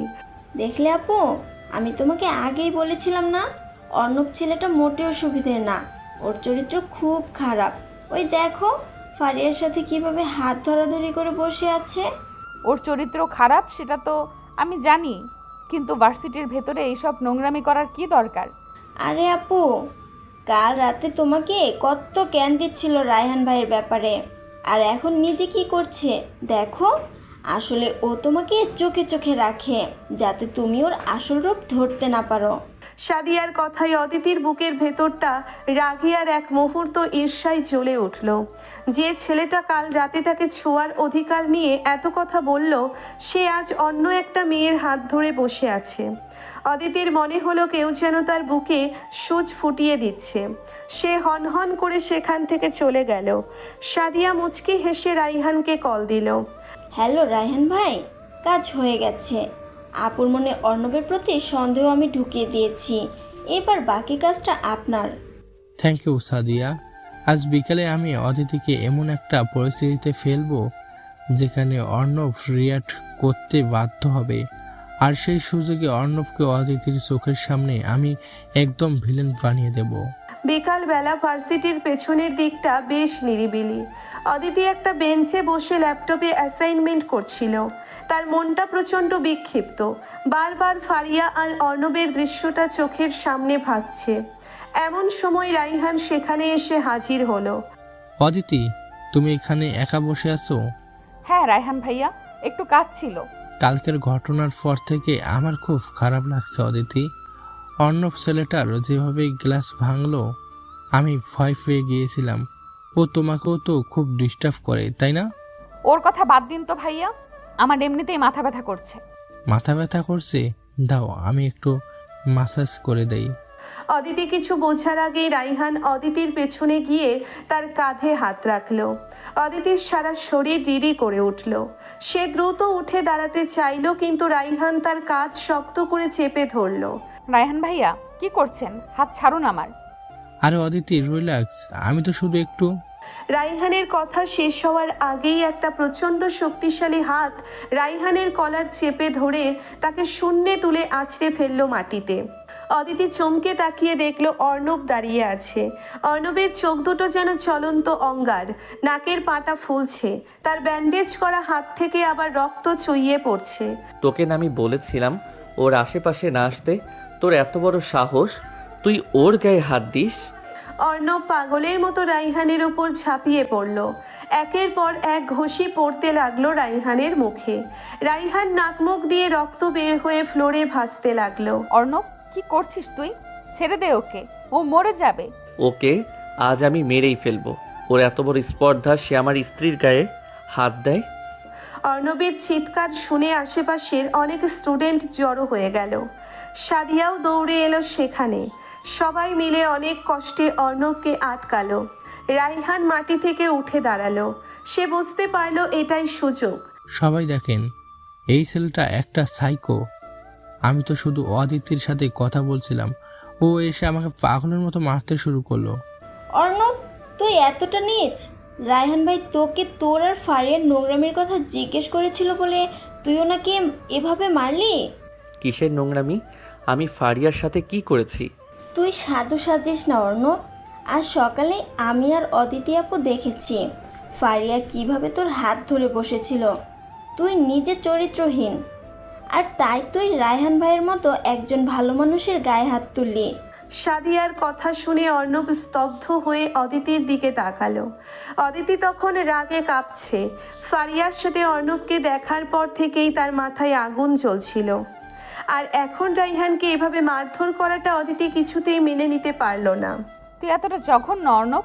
অদিতি, আপনি বিশ্বাস করুন, ও ফারিয়ার সাথে আমার কিছু নেই। আর এই জানোয়ারটা আপনার কাঁধে হাত দিয়েছিল, আমি নিজের চোখে দেখেছি। চুপ কর তুই, একদম চুপ। অদিতি আর নিজেকে সামলাতে পারল না। সে এক কদম এগিয়ে গিয়ে সজোরে অর্ণবের গালে একটা চর বসিয়ে দিল। চরের শব্দে পুরো এলাকা নিস্তব্ধ হয়ে গেল। অর্ণবের মাথাটা একপাশে ঘুরে গেল। সে পাথরের মতো জমে গেল। তুই আমাকে রক্ষা করার নাটক করিস না অর্ণব। তুই নিজে একটা চরিত্রহীন ছেলে। তুই নিজে অন্য মেয়ের সাথে নোংরামি করবি, আর আমাকে পাহারা দেওয়ার নামে ভালো মানুষের গায়ে হাত তুলবি। তোর সাহস কি করে হয় আমার চোখের সামনে আরেকজনকে এভাবে মারার? আপনি আমাকে চরিত্রহীন বললেন? হ্যাঁ বললাম, 100 বার বলবো। তুই একটা চরিত্রহীন বখাটে ইনম্যাচিউর ছেলে। আমি তোকে ঘৃণা করি অর্ণব। তুই আমার জীবনের সবচেয়ে বড় ভুল। কাল তুই আমাকে ছুঁয়েছিলি, আর আজ তুই অন্য মেয়ের হাত ধরে বসেছিলি। তোর মতো একটা নিচু ছেলের সাথে আমি আর এক মুহূর্তেও কোনো সম্পর্ক রাখতে চাই না। অদিতির প্রতিটি কথা তীরের মতো অর্ণবের বুকে বিঁধছিল। সবার সামনে, এত মানুষের সামনে অদিতি তাকে ক্যারেক্টারলেস বলল। যে ছেলেটা নিজের জীবন দিয়ে অদিতিকে ভালোবাসে, সে আজ সবার সামনে সবচেয়ে বড় অপবাদটা পেল তার নিজের স্ত্রীর কাছ থেকেই। অর্ণবের চোখের কোণ বেয়ে এক ফোঁটা পানি গড়িয়ে পড়ল। সে গালের ওপর হাত রাখলো না। সে শুধু তার লাল হয়ে যাওয়া চোখ দুটো তুলে অদিতির দিকে তাকালো। আমি আপনার কাছে একটা জিনিসই চেয়েছিলাম অদিতি, একটু বিশ্বাস। কিন্তু আজ বুঝলাম আমি আপনার ওই বিশ্বাসের যোগ্যই হতে পারিনি। তোর মতো মানুষের উপর বিশ্বাস রাখা যায় না। তুই দূর হয়ে যা আমার সামনে থেকে। আমি তোর মুখও দেখতে চাই না। ঠিক আছে, আমি আর কোনো দিন আপনার সামনে আসবো না। আপনার ওই রাইহানকে নিয়ে আপনি ভালো থাকুন। অর্ণব তার একটা কথাও বলল না। সে রাইহানের দিকে একবারও তাকালো না। শুধু একটা দীর্ঘশ্বাস ফেলে মাথা নিচু করে ভিড় ঠেলে সেখান থেকে বেরিয়ে গেল। তার ব্যান্ডেজ করা হাত থেকে টপ টপ করে রক্ত ঝরে মাটিতে পড়ছিল। অর্ণব চলে যাওয়ার পর অদিতির বুকটা হঠাৎ করেই ফাঁকা লাগতে শুরু করলো। চর মারার পর অর্ণবের চোখে সে যে তীব্র অভিমান আর শূন্যতা দেখেছে, সেটা তাকে ভেতর থেকে নাড়িয়ে দিয়েছে। থ্যাংক ইউ অদিতি, তুমি আজ আমাকে এই সাইকোটার হাত থেকে বাঁচালে। আপনি চুপ করুন রায়হান ভাইয়া। আমি অর্ণবকে মেরেছি বলে আপনি ভাববেন না আমি আপনাকে সাপোর্ট করছি। আপনি আমার পারমিশন ছাড়া কেন আমাকে ছুতে এসেছিলেন? আমি তো জাস্ট হোয়াট? আপনি তো অর্ণবকে চিনতেন। আপনি জানতেন ও রিয়্যাক্ট করবে। আর তুই সাদিয়া, তুই কেন এখানে ফারিয়ার কথাটা বললি? আমি তো সত্যি কথাটাই বলছি আপু, তুমি কেন আমাকে বকছিস? অদিতি আর কারোর সাথে কথা না বলে নিজের ব্যাগটা তুলে নিয়ে ভার্সিটি থেকে বেরিয়ে এলো। তার কানে বারবার অর্ণবের ওই শেষ কথাটা বাজছে, আমি আর কোনোদিন আপনার সামনে আসবো না। অদিতির মনে হতে লাগলো সে কি আসলেই খুব বড় কোনো ভুল করে ফেললো? ছেলেটা কি আসলেই নির্দোষ ছিল? রাত গভীর। অদিতি নিজের ঘরের বারান্দায় দাঁড়িয়ে আছে। অর্ণবের ঘরের বারান্দা আজ পুরোপুরি অন্ধকার। ঘরের দরজাও বাইরে থেকে তালা দেওয়া। অর্ণব বাড়ি ফেরেনি। অদিতির বুকের ভেতরটা ছটফট করছে। সে বারবার অর্ণবের নাম্বারে কল দিচ্ছে, কিন্তু ফোন বন্ধ। কোথায় গেলি তুই পাগল ছেলেটা? কেন তুই আমাকে এতটা বাধ্য করলি তোর গায়ে হাত তুলতে? আমি তো তোকে মারতে চাইনি। রিয়ার সাথে তোকে দেখে আমি নিজের জেদ কন্ট্রোল করতে পারিনি। তুই কেন এতটা অভিমানী অর্ণব? অদিতি বুঝতে পারছে না তার এই অস্থিরতার কারণ কি। যে ছেলেটাকে সে সকাল বিকাল ডিভোর্স দিতে যায়, আজ সেই ছেলেটা বাড়ি ফেরেনি বলে তার চোখে ঘুম আসছে না কেন? অন্যদিকে শহরের এক অন্ধকার ব্রিজের উপর বসে আছে অর্ণব, তার বাইকটা পাশে দাঁড় করানো। নদীর ঠান্ডা হাওয়া তার ভেজা চুলগুলো উড়িয়ে দিচ্ছে। সে একদৃষ্টিতে কালো পানির দিকে তাকিয়ে আছে। তার গালে এখনও অদিতির আঙ্গুলের দাগ বসে আছে। অর্ণবের বুক ছিঁড়ে একটা নীরব কান্না বেরিয়ে এলো। আপনি আমাকে চরিত্রহীন বলতে পারলেন অদিতি? আপনার মনে হলো আমি অন্য কোনো মেয়ের দিকে তাকাতে পারি? আপনি জানেন না এই অর্ণবের দু চোখ শুধু আপনাকে দেখার জন্যই তৈরি হয়েছে, কিন্তু আপনি আমাকে বুঝলেন না। আপনি আমাকে সবার সামনে বখাটে আর চরিত্রহীন বানিয়ে দিলেন। ঠিক আছে অদিতি, আপনি যখন এটাই চান, আমি আর আপনার ওই সুন্দর জীবনে কখনো কালবৈশাখী হয়ে আসবো না। আমি কথা দিলাম আপনাকে আমি মুক্তি দিয়ে দিব, চিরদিনের জন্য মুক্তি। অর্ণব তার ফোনটা পকেট থেকে বের করে সিমটা খুলে নদীর পানিতে ছুঁড়ে ফেলে দিল। একটা অদ্ভুত নিস্তব্ধতা গ্রাস করলো তাকে। 18 বছরের একটা ছেলের বুকের ভেতর যে কত বড় একটা পাহাড় ভেঙে পড়লো, সেটা হয়তো পৃথিবীর কেউ শুনতে পেল না। সারা রাত নির্ঘুম কাটানোর পর সকাল 8টায় বাড়ির গেট খোলার আওয়াজ হলো। অদিতি ড্রয়িং রুমের সোফায় বসেছিল। গেটের আওয়াজ শুনেই সে প্রায় দৌড়ে দরজার কাছে গেল। দেখলো অর্ণব ঢুকছে। অর্ণবের চোখ মুখ ফোলা, চুল এলোমেলো আর শার্টের কয়েকটা বোতাম খোলা, চোখের নিচে কালশিটে পড়ে গেছে। অদিতি দ্রুত অর্ণবের সামনে গিয়ে দাঁড়ালো। সারা রাত কোথায় ছিলি তুই? জানিস আমি কতটা টেনশনে ছিলাম? তোর ফোন কেন বন্ধ? অর্ণব একবার চোখ তুলে অদিতির দিকে তাকালো। সেই দৃষ্টিতে আগের মতো কোনো মায়া নেই, কোনো পাগলামি নেই, আছে শুধু এক জমাট বাঁধা বরফের মতো শূন্যতা। অর্ণব অদিতির কথার কোনো উত্তর না দিয়ে তাকে পাশ কাটিয়ে সিঁড়ির দিকে পা বাড়ালো। অদিতি অর্ণবের হাত চেপে ধরলো। আমি তোর সাথে কথা বলছি অর্ণব, উত্তর না দিয়ে কোথায় যাচ্ছিস? হাতটা ছাড়ুন। ছাড়বো না। তুই আমাকে ইগনোর করছিস কেন? আমি চরিত্রহীন? আমার মতো বখাটে ছেলের গায়ে হাত দিলে আপনার সম্মান নষ্ট হবে। হাতটা ছাড়ুন অদিতি। অর্ণবের গলার স্বর এতটাই শীতল আর নিস্পৃহ ছিল যে অদিতির হাত এমনিতেই শিথিল হয়ে গেল। অর্ণব নিজের হাতটা ছাড়িয়ে নিয়ে সোজা নিজের ঘরে চলে গেল। অদিতি সিঁড়ির কাছে পাথরের মতো দাঁড়িয়ে রইল। অর্ণবের এই নীরবতা অদিতির বুকে চরের চেয়েও বেশি জোরে আঘাত করলো। কিছুক্ষণ পর অর্ণব একটা ট্রলি ব্যাগ নিয়ে নিচে নেমে এলো। ইমতিয়াজ সাহেব ও নাইমা বেগম ড্রয়িং রুমে চা খাচ্ছিলেন। ছেলের হাতে ব্যাগ দেখে তারা অবাক হয়ে গেলেন। কি রে অর্ণব, সকালে তোকে দেখলাম না, আর এখন এই ব্যাগ নিয়ে কোথায় যাচ্ছিস? কোথাও যাচ্ছি না মা, আমি আজ থেকে নিচতলার গেস্ট রুমে থাকবো। কেন? তোর নিজের এত সুন্দর ঘর থাকতে তুই নিচতলায় থাকবি কেন? সামনে আমার ফাইনাল পরীক্ষা বাবা, ওই ঘরে থাকলে পড়ালেখায় মন বসছে না। গেস্ট রুমটা নিরিবিলি, ওখানে আমি শান্তিতে পড়তে পারবো।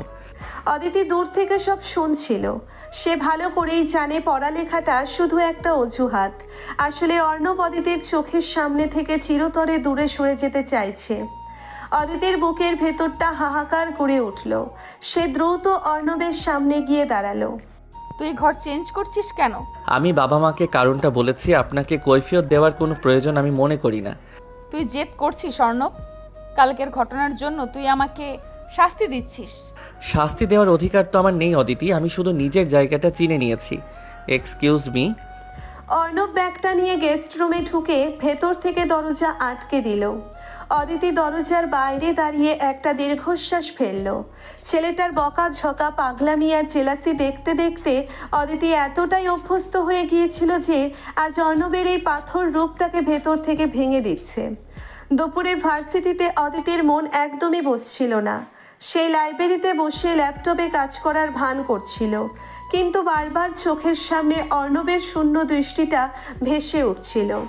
এমন সময় রাকিব, অর্ণবের জুনিয়র, সেখানে এলো। রাকিবের সাথে ফারিয়াও ছিল। কি বলছিস তুই রাকিব? আপু, আমি ফারিয়া। আপনি হয়তো কাল আমাকে আর অর্ণবকে একসাথে বসে থাকতে দেখে ভুল বুঝেছেন। অর্ণব আপনার সাথে কোনো প্রতারণা করেনি। তুই ওর হাত ধরে বসেছিলি ফারিয়া, আমি নিজের চোখে দেখেছি। আপু, গত মাসে কিছু বখাটে ছেলে আমাকে ক্যাম্পাসের বাইরে বাজেভাবে হ্যারেস করেছিল। অর্ণব একা গিয়ে ওদের সবাইকে মেরে আমাকে বাঁচিয়েছিল। ও আমার ভাইয়ের মতো আপু। কালোর হাতের ব্যান্ডেজটা রক্তে ভিজে গিয়েছিল বলে আমি জাস্ট একটু ঠিক করে দিয়েছিলাম। আর আপনি জানেন অর্ণব তখন কি বলছিল? কি কি বলছিল? ও বলছিল, ফারিয়া, তোর আপুটা এত রাগী কেন রে? আমি যে ওকে কতটা ভালোবাসি ওকে একটুও বোঝে না। আপু, অর্ণব তো আপনাকে ছাড়া অন্য কোনো মেয়ের দিকে চোখ তুলেও তাকায় না, আর আপনি কাল সবার সামনে ওকে চরিত্রহীন বলে চড় মারলেন। ফারিয়ার কথাগুলো শুনে অদিতির মাথায় আকাশ ভেঙে পড়ল। তার হাত পা কাঁপতে শুরু করলো। সে কি করেছে? যে ছেলেটা তাকে এত সম্মান করে, এত ভালোবাসে, তাকে সে বিনা দোষে এত বড় একটা অপবাদ দিল। শুধু তাই নয়, রাইহান যে ইচ্ছে করেই ফারিয়ার ব্যাপারটায় সাদিয়ার মাধ্যমে অদিতির কানে পৌঁছানোর ব্যবস্থা করেছিল, সেটা রাকিব অদিতিকে খুলে বলল। অদিতির দু চোখ বেয়ে জলের ধারা নেমে এলো। সে আর এক মুহূর্তও সেখানে দাঁড়ালো না। নিজের ব্যাগটা নিয়ে পাগলের মতো ভার্সিটি থেকে বেরিয়ে বাড়ির দিকে ছুটল। তার শুধু মনে হতে লাগলো অর্ণবকে একবার বুকে জড়িয়ে ধরে সে হাউমাউ করে কাঁদবে আর ক্ষমা চাইবে। রাত 10টা। গেস্ট রুমের দরজা হালকা ভেজানো। ভেতরে শুধু একটা ড্রিম লাইট জ্বলছে। অদিতির হাতে একটা প্লেট, তাতে কিছু খাবার আর ব্যথার ওষুধ। সে সারাদিন অর্ণবকে খুঁজেছে, কিন্তু অর্ণব বাইরে ছিল, মাত্রই ফিরেছে। অদিতি ধীর পায়ে গেস্ট রুমে ঢুকলো। অর্ণব শার্ট খুলে খালি গায়ে বিছানায় উপর হয়ে শুয়ে আছে। তার পিঠের বেশিগুলো ব্যথায় টানটান হয়ে আছে। হাতের ব্যান্ডেজটা এখনো বদলানো হয়নি। কালচে রক্ত জমাট বেঁধে আছে। অর্ণব কোনো সাড়া দিল না। সে ঘুমানোর ভান করে রইল।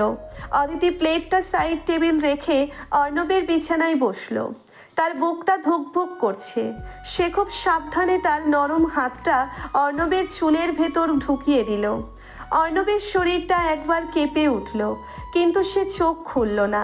আমি জানি তুই ঘুমাসনি অর্ণব, ওঠ। সারাদিন কিচ্ছু খাসনি, একটু খেয়ে নে, আর তোর হাতের ব্যান্ডেজটাও পাল্টে দিতে হবে। আমি খাবো না, আপনি নিজের ঘরে যান। আমি তোকে নিজের হাতে খাইয়ে দেব, তুই ওঠ। অর্ণব হঠাৎ এক ঝটকায় উঠে বসলো। তার চোখের লাল শিরাগুলো স্পষ্ট বোঝা যাচ্ছে। সে অদিতির হাতটা সরিয়ে দিল। আপনি কি চাইছেন অদিতি?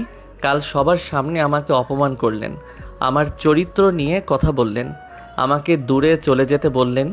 আমি তো দূরেই চলে এসেছি, তাহলে এখন আবার এই দরদ কিসের? আমি ভুল করেছি অর্ণব। ফারিয়া আমাকে সব বলেছে। আমি রায়হানের ফাঁদে পা দিয়েছিলাম। আমাকে ক্ষমা করে দে অর্ণব। ক্ষমা? একটা চরিত্রহীন ছেলের কাছে আপনি ক্ষমা চাইছেন? প্লিজ অর্ণব, ওই কথাটা আর বলিস না, আমার বুকটা ফেটে যাচ্ছে। অদিতি কাঁদতে কাঁদতে অর্ণবের বুকের ওপর ঝাঁপিয়ে পড়ল। সে তার দুহাত দিয়ে অর্ণবের গলা শক্ত করে জড়িয়ে ধরল। অর্ণব একদম জমে গেল। অদিতির চোখের পানিতে অর্ণবের খালি বুকটা ভিজে যেতে লাগলো। তুই আমাকে বকা দে, তুই আমার ওপর জেদ কর, জিনিসপত্র ভাঙ, কিন্তু তুই আমাকে এভাবে ইগনোর করিস না অর্ণব। তোর এই নীরবতা আমি নিতে পারছি না, আমার দম বন্ধ হয়ে আসছে। অদিতির এই কান্না আর স্পর্শ অর্ণবের ভেতরের পুরুষটাকে দুর্বল করে দিচ্ছিল। সে তার ভালো হাতটা দিয়ে অদিতির কোমর শক্ত করে চেপে ধরল। অদিতির মুখটা নিজের মুখের একদম কাছে নিয়ে এলো অর্ণব। দুজনের নিঃশ্বাস এক হয়ে মিশে যাচ্ছে। ঘরের আবছা আলোয় একটা তীব্র আবেগময় মুহূর্ত তৈরি হলো। কেন এত মায়া দেখাচ্ছেন অদিতি? কেন আমাকে আবার কাছে টানছেন যখন আমাকে ভালোবাসতেই পারবেন না? আপনি কি জানেন আপনার এই স্পর্শ আমাকে কতটা পাগল করে দেয়? তুই পাগল হয়ে যা অর্ণব। তুই আমার উপর অধিকার দেখা, আমি তোকে আর কোনোদিন বাধা দেব না। অদিতির চোখ দুটো আদরের অপেক্ষায় বন্ধ হয়ে গেল। অর্ণবের ঠোঁট অদিতির কপালের দিকে এগিয়ে গেল, কিন্তু হঠাৎ করেই অর্ণবের মনে পড়ে গেল কালকের সেই দৃশ্যটা। আমি তোকে ঘৃণা করি অর্ণব, তুই আমার জীবনের সবচেয়ে বড় ভুল। এই কথাগুলো অর্ণবের কানের কাছে বাজতে লাগলো। অর্ণব এক ঝটকায় অদিতিকে নিজের থেকে দূরে সরিয়ে দিল। নাটক বন্ধ করুন অদিতি। অর্ণব। হ্যাঁ, নাটক। আজ আপনার মনে হচ্ছে আমি নির্দোষ, তাই আপনি আমার বুকে এসে পড়লেন। কাল আবার কেউ কিছু বলবে, তখন আবার আমাকে সবার সামনে অপমান করবেন। আমি কোনো খেলনা নই অদিতি, আপনি যখন খুশি আমাকে কাছে টানবেন আর যখন খুশি ছুঁড়ে ফেলবেন, সেটা আর হবে না। তুই আমাকে ভুল বুঝছিস অর্ণব, আমি তোকে ভালোবাসি। ভালোবাসা? আপনি আমাকে ভালোবাসেন? আপনি তো নিজের ইগো আর সমাজকে ভালোবাসেন। আমার মতো 18 বছরের একটা পিচ্চি ছেলেকে ভালোবাসতে আপনার সম্মানে বাধে? আপনি যান এখান থেকে, আমার আপনাকে আর প্রয়োজন নেই। অর্ণবের এই প্রত্যাখ্যান অদিতিকে স্তব্ধ করে দিল। সে আর কিছু বলতে পারল না। চোখের পানি মুছতে মুছতে সে গেস্ট রুম থেকে বেরিয়ে এলো। রাত 2টোর দিকে অদিতি অর্ণবের পুরনো ঘরের সামনে এলো। ঘরের দরজা খোলা। অদিতি ভেতরে ঢুকলো। চারদিকে অর্ণবের গায়ের পরিচিত সুগন্ধি। অদিতি অর্ণবের আলমারিটা খুলল। সে অর্ণবের শার্টগুলো জড়িয়ে ধরে কিছুক্ষণ কাঁদল। হঠাৎ তার চোখে পড়ল আলমারির নিচের একটা লকারে একটা ডায়েরি রাখা। ডায়েরিটার ওপর লেখা, আমার রাগী আপু। অদিতির বুকটা ধক করে উঠল।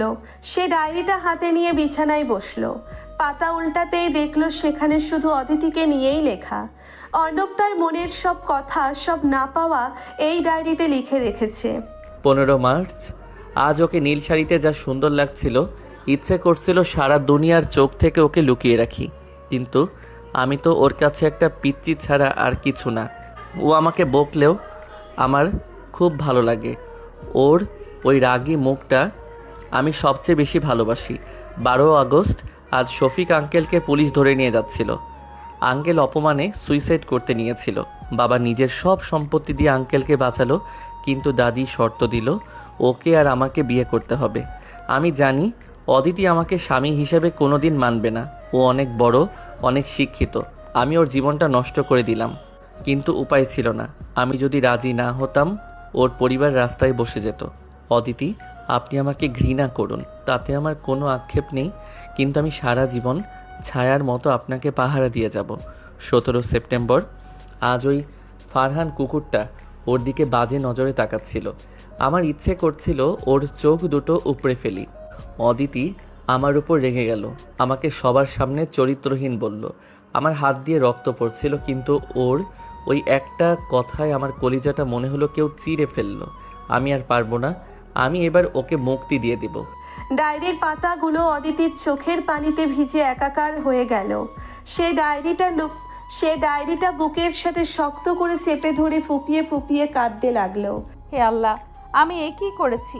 যে ছেলেটা আমার বাবার সম্মান বাঁচাতে গিয়ে নিজের জীবনটা আমার সাথে বেঁধে দিল, আমি তাকেই এতদিন ভুল বুঝেছি। ও নিজে আমার থেকে ছোট হলেও আমাকে এতটা প্রোটেক্ট করেছে, আর আমি ওকে শুধু অপমানই করে দিচ্ছি। আমি কতটা স্বার্থপর। অর্ণব, তুই আমাকে ক্ষমা করিস না, আমি তোর কোনো ক্ষমার যোগ্য না। অদিতি সারা রাত ওই ডায়েরিটা বুকে জড়িয়ে অর্ণবের বিছানায় পড়ে কাঁদল। সকালে যখন পাখির ডাক শোনা গেল, অদিতি উঠে দাঁড়ালো। তার চোখের দৃষ্টি এখন একদম স্পষ্ট। তার মনে আর কোনো সমাজ, কোনো বয়সের পার্থক্য বা কোনো ইগো নেই। সে শুধু জানে অর্ণব তার স্বামী, আর এই স্বামী ছাড়া সে আর এক মুহূর্তও বাঁচতে পারবে না। অদিতি দ্রুত নিচে নামলো। সে অর্ণবের কাছে যাবে, তার পায়ের কাছে বসে ক্ষমা চাইবে। সে গেস্ট রুমের দরজা ধাক্কা দিয়ে ভেতরে ঢুকলো। অর্ণব, তুই কোথায়? কিন্তু গেস্ট রুম একদম ফাঁকা। অর্ণব ঘরে নেই, বিছানা পরিপাটি করে গোছানো। অদিতি পাগলের মতো পুরো বাড়ি খুঁজতে লাগলো। না, অর্ণব কোথাও নেই। ড্রয়িং রুমের টেবিলে একটা খাম রাখা। অদিতি কাঁপতে কাঁপতে খামটা খুলল। ভেতরে একটা সাদা কাগজ। অদিতি, আমি আমার কথা রাখলাম, আমি ওই বাড়িতে আর কখনো ফিরবো না। ডিভোর্স পেপারটা খুব তাড়াতাড়ি আপনার হাতে পৌঁছে যাবে। আপনি রায়হানকে নিয়ে ভালো থাকুন। আপনার রাগী চেহারাটা আমি খুব মিস করব। ইতি, আপনার অপছন্দের বখাটে ছেলেটা। চিঠিতে লেখা ডিভোর্সের কথাটা অদিতির বুকে বাজলো, বজ্রের মতো আঘাত করলো। সে চিঠিটা হাতে নিয়ে মেঝেতে বসে পড়ল। তার মুখ দিয়ে একটা আর্তনাদ বেরিয়ে এলো। না, তুই আমাকে ছেড়ে যেতে পারিস না অর্ণব। তুই ফিরে আয়, আমি তোকে ছাড়া মরে যাব। তুই ফিরে আয়। অদিতির বুক ফাটা কান্নায় পুরো বাড়ি কেঁপে উঠল। পরিবারের সবাই ছুটে এলো ড্রয়িং রুমে। আরিয়ান, শফিক সাহেব, ইমতিয়াজ সাহেব সবাই অবাক হয়ে অদিতির এই পাগলামি দেখছিল। তারা কেউ বুঝতে পারছিল না যে মেয়েটা সবসময় অর্ণবকে ঘৃণা করত, সে আজ অর্ণবের জন্য এভাবে হাউমাউ করে কাঁদছে কেন। অদিতির গগনবিদারী কান্নায় পুরো বাড়ি যেন মুহূর্তেই কেঁপে উঠল। ড্রয়িং রুমে উপস্থিত সবাই হতভম্ব হয়ে গেল। অদিতির এই বিধ্বস্ত রূপ তারা আগে কখনো দেখেনি।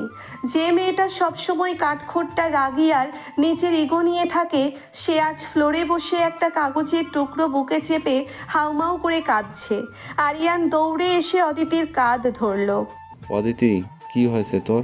তুই এভাবে ফ্লোরে বসে কাঁদছিস কেন? আর ওই বকাটে ছেলেটা কোথায়? ও কি যাওয়ার আগে তোকে কিছু বলেছে?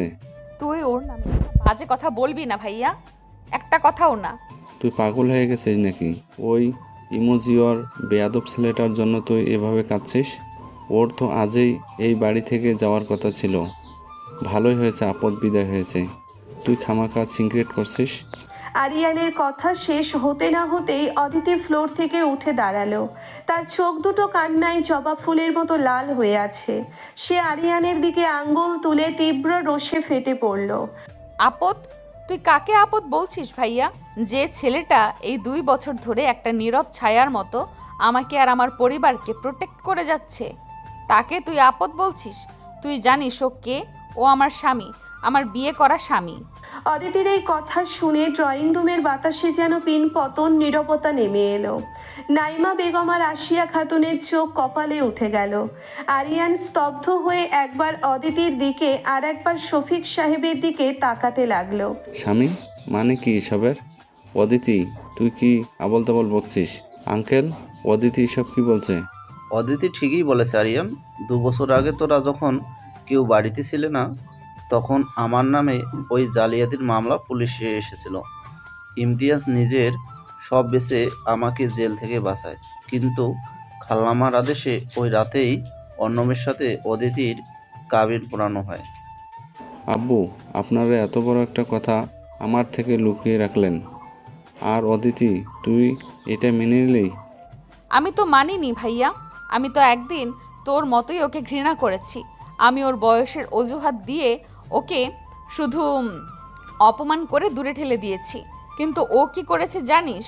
ও আমার ক্যারিয়ার, আমার পড়াশোনা, আমার সম্মানের কথা ভেবে এই বাড়ির সব কোণায় পড়ে থেকেছে। এই বাড়ির একটা কোণায় পড়ে থেকেছে। স্বামী হয়ে কখনো আমার কাছে অধিকার ফলায়নি, আমার গায়ে একটা আঁচড়ও লাগতে দেয়নি। আর আমি কাল ওকে সবার সামনে চরিত্রহীন বলেছি। আমি ওকে চর মেরেছিলাম ভাইয়া। অদিতি কথাগুলো বলতে বলতে 2 হাতে নিচের মুখ ঢেকে আবার ডুকরে কেঁদে উঠল। ঠিক এই সময় ড্রয়িং রুমে প্রবেশ করলো রাইহান আর সাদিয়া। রাইহান আজ বেশ ফিটফাট হয়ে এসেছে।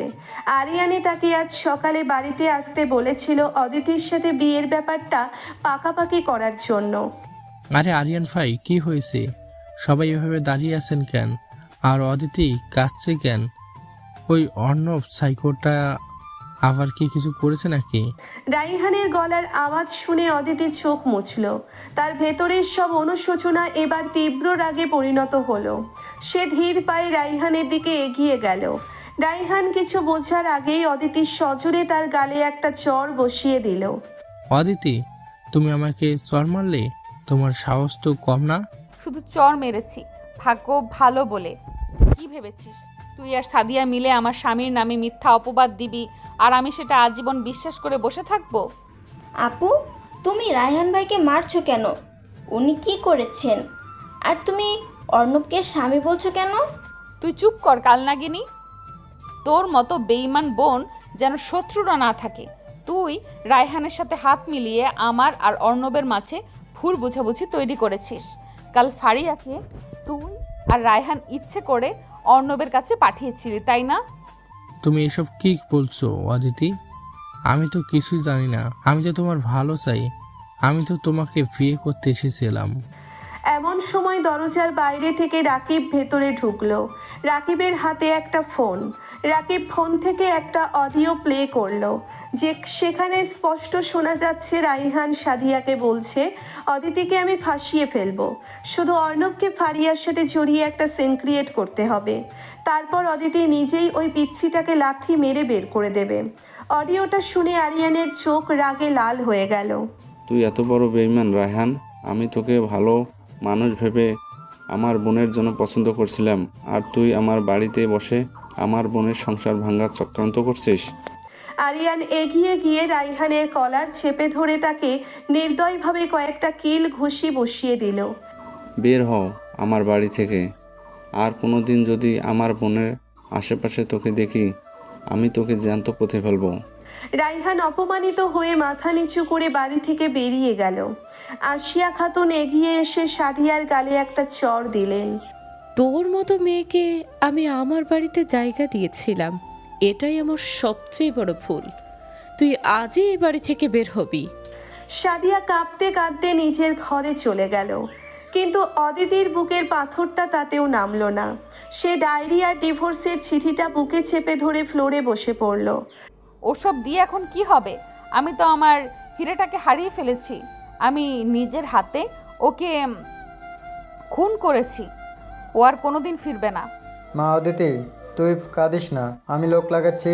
অর্ণব কোথায় যাবে? ও ঠিক ফিরে আসবে। না আঙ্কেল, ও ফিরবে না।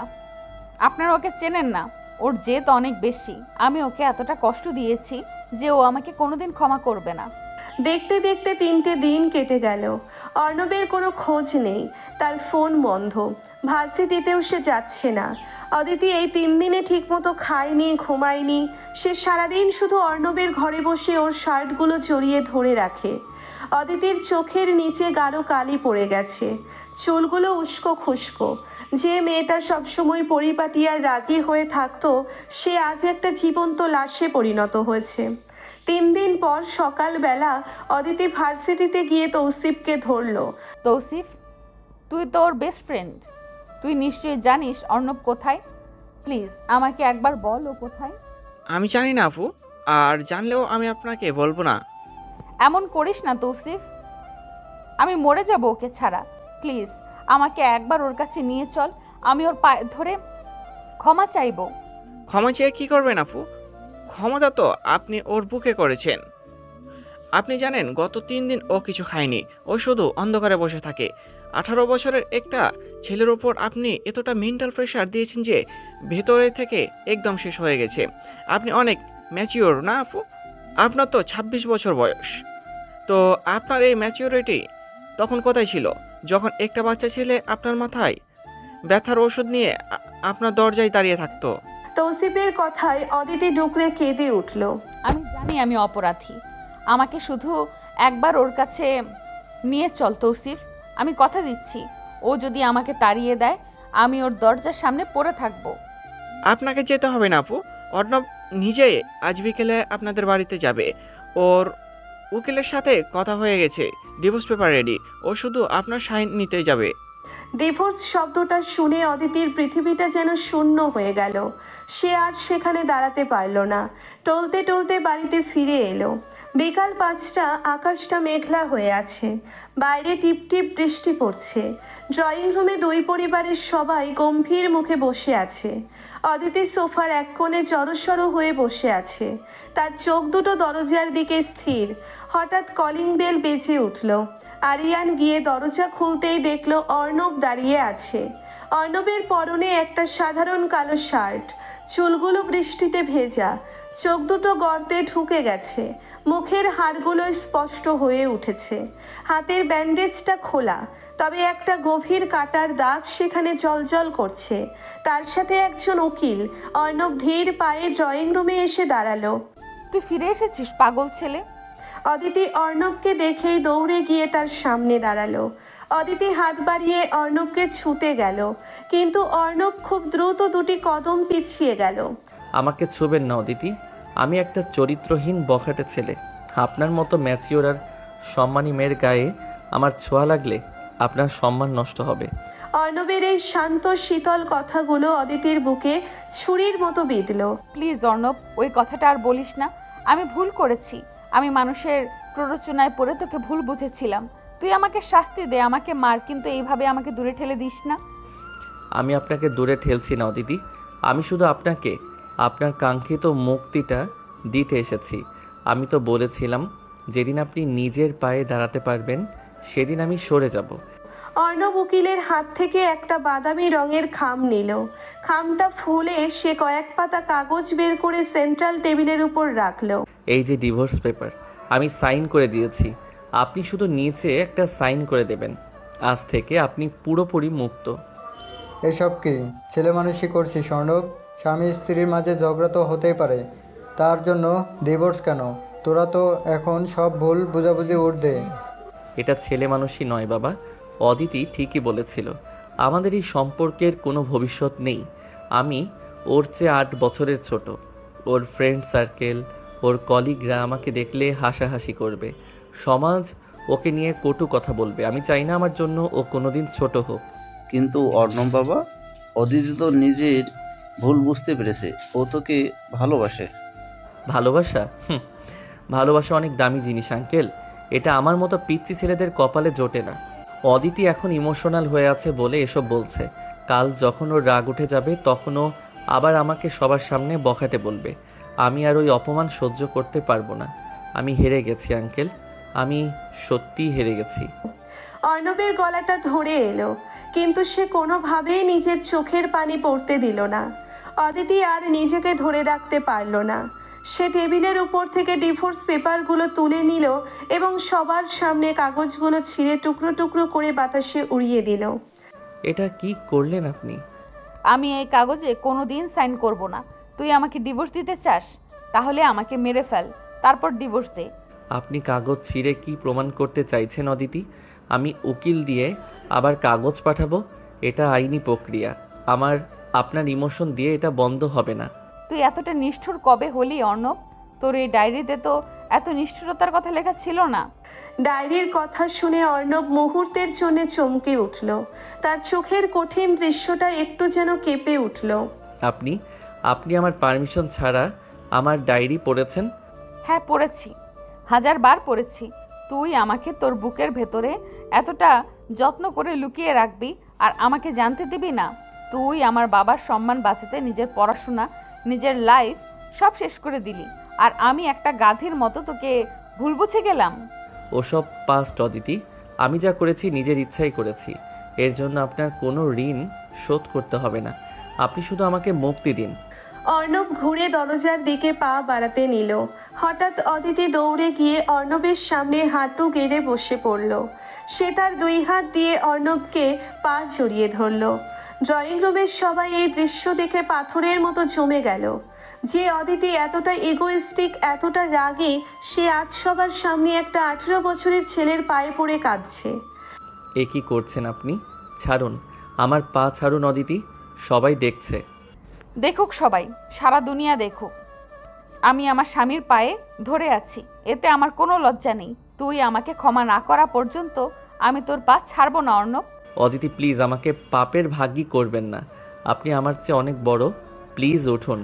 তুই তো বলতিস ভালোবাসায় কোনো বয়স নেই, তাহলে আজ কেন তুই বয়সের দোহাই দিচ্ছিস? হ্যাঁ, আমি তোর চেয়ে 8 বছরের বড়, কিন্তু ভালোবাসার দিক দিয়ে তুই আমার চেয়ে 1000 গুণ বড় অর্ণব। তুই আমাকে যে ভালোবাসা দিয়েছিস সেটা আমি কোনোদিনও কারো কাছে পাইনি। আমি অন্ধ ছিলাম অর্ণব, তুই আমার চোখ খুলে দিয়েছিস। প্লিজ আমাকে ছেড়ে যাস না, আমি তোকে ছাড়া বাঁচবো না। অদিতির বুক ফাটা আর্তনাদ আর চোখের পানিতে অর্ণবের পায়ের জুতো ভিজে যাচ্ছিল। অর্ণব আর নিজের ইমোশন ধরে রাখতে পারল না। তার বুকের ভেতর জমে থাকা সব কষ্ট, সব অপমান, সব না পাওয়া যেন এক নিমেষে ভেঙে চুরমার হয়ে গেল। তার চোখের কোণ বেয়ে অঝরে পানি পড়তে শুরু করলো। আপনি কেন আমাকে এতটা দুর্বল করে দিচ্ছেন অদিতি? আমি তো অনেক কষ্টে নিজেকে শক্ত করেছিলাম। আমি তো মেনে নিয়েছিলাম যে আপনি কোনোদিন আমার হবেন না। আমি শুধু তোর অর্ণব, শুধু তোর। এই অদিতি বেঁচে থাকতে অন্য কারোর কথা ভাবতেও পারবে না। তুই আমাকে শাস্তি দে, আমাকে সারা জীবন তোর দাসী করে রাখ, কিন্তু ডিভোর্সের কথা মুখে আনবি না। অর্ণব আর পারল না। সে নিচে বসে অদিতির 2 কাঁধ ধরে তাকে টেনে তুলে নিজের বুকের সাথে শক্ত করে জড়িয়ে ধরল। অদিতিও তার 2 হাত দিয়ে অর্ণবের পিঠ খামছে ধরে হাউমাউ করে কাঁদতে লাগলো। অর্ণব অদিতির মাথার চুলে মুখ গুজে ফুপিয়ে কেঁদে উঠল। দুজনের এই কান্না দেখে ড্রয়িং রুমে উপস্থিত ইমতিয়াজ সাহেব, নাইমা বেগম, আরিয়ান সবার চোখে পানি চলে এলো। আপনি অনেক খারাপ অদিতি। আপনি আমাকে একটু ভালোবাসেন না। আপনি শুধু আমাকে কষ্ট দিতে জানেন। আর কোনো দিন তোকে কষ্ট দেব না পাগল ছেলে। তুই শুধু আমার পাশে থাকিস, আমি সারা দুনিয়ার সাথে লড়ে নেব। তোর বয়সের খোটা যারা দেবে তাদের আমি জিভ টেনে ছিঁড়ে ফেলবো, কিন্তু তুই আমাকে ছেড়ে যাওয়ার কথা আর কোনোদিন বলবি না। অর্ণব অদিতিকে আরো শক্ত করে নিজের বুকের সাথে মিশিয়ে নিল। 18 বছরের একটা ছেলের এতদিনের জমাট বাঁধা অভিমান আজ 26 বছরের একটা মেয়ের চোখের পানিতে ধুয়ে মুছে সাফ হয়ে গেল।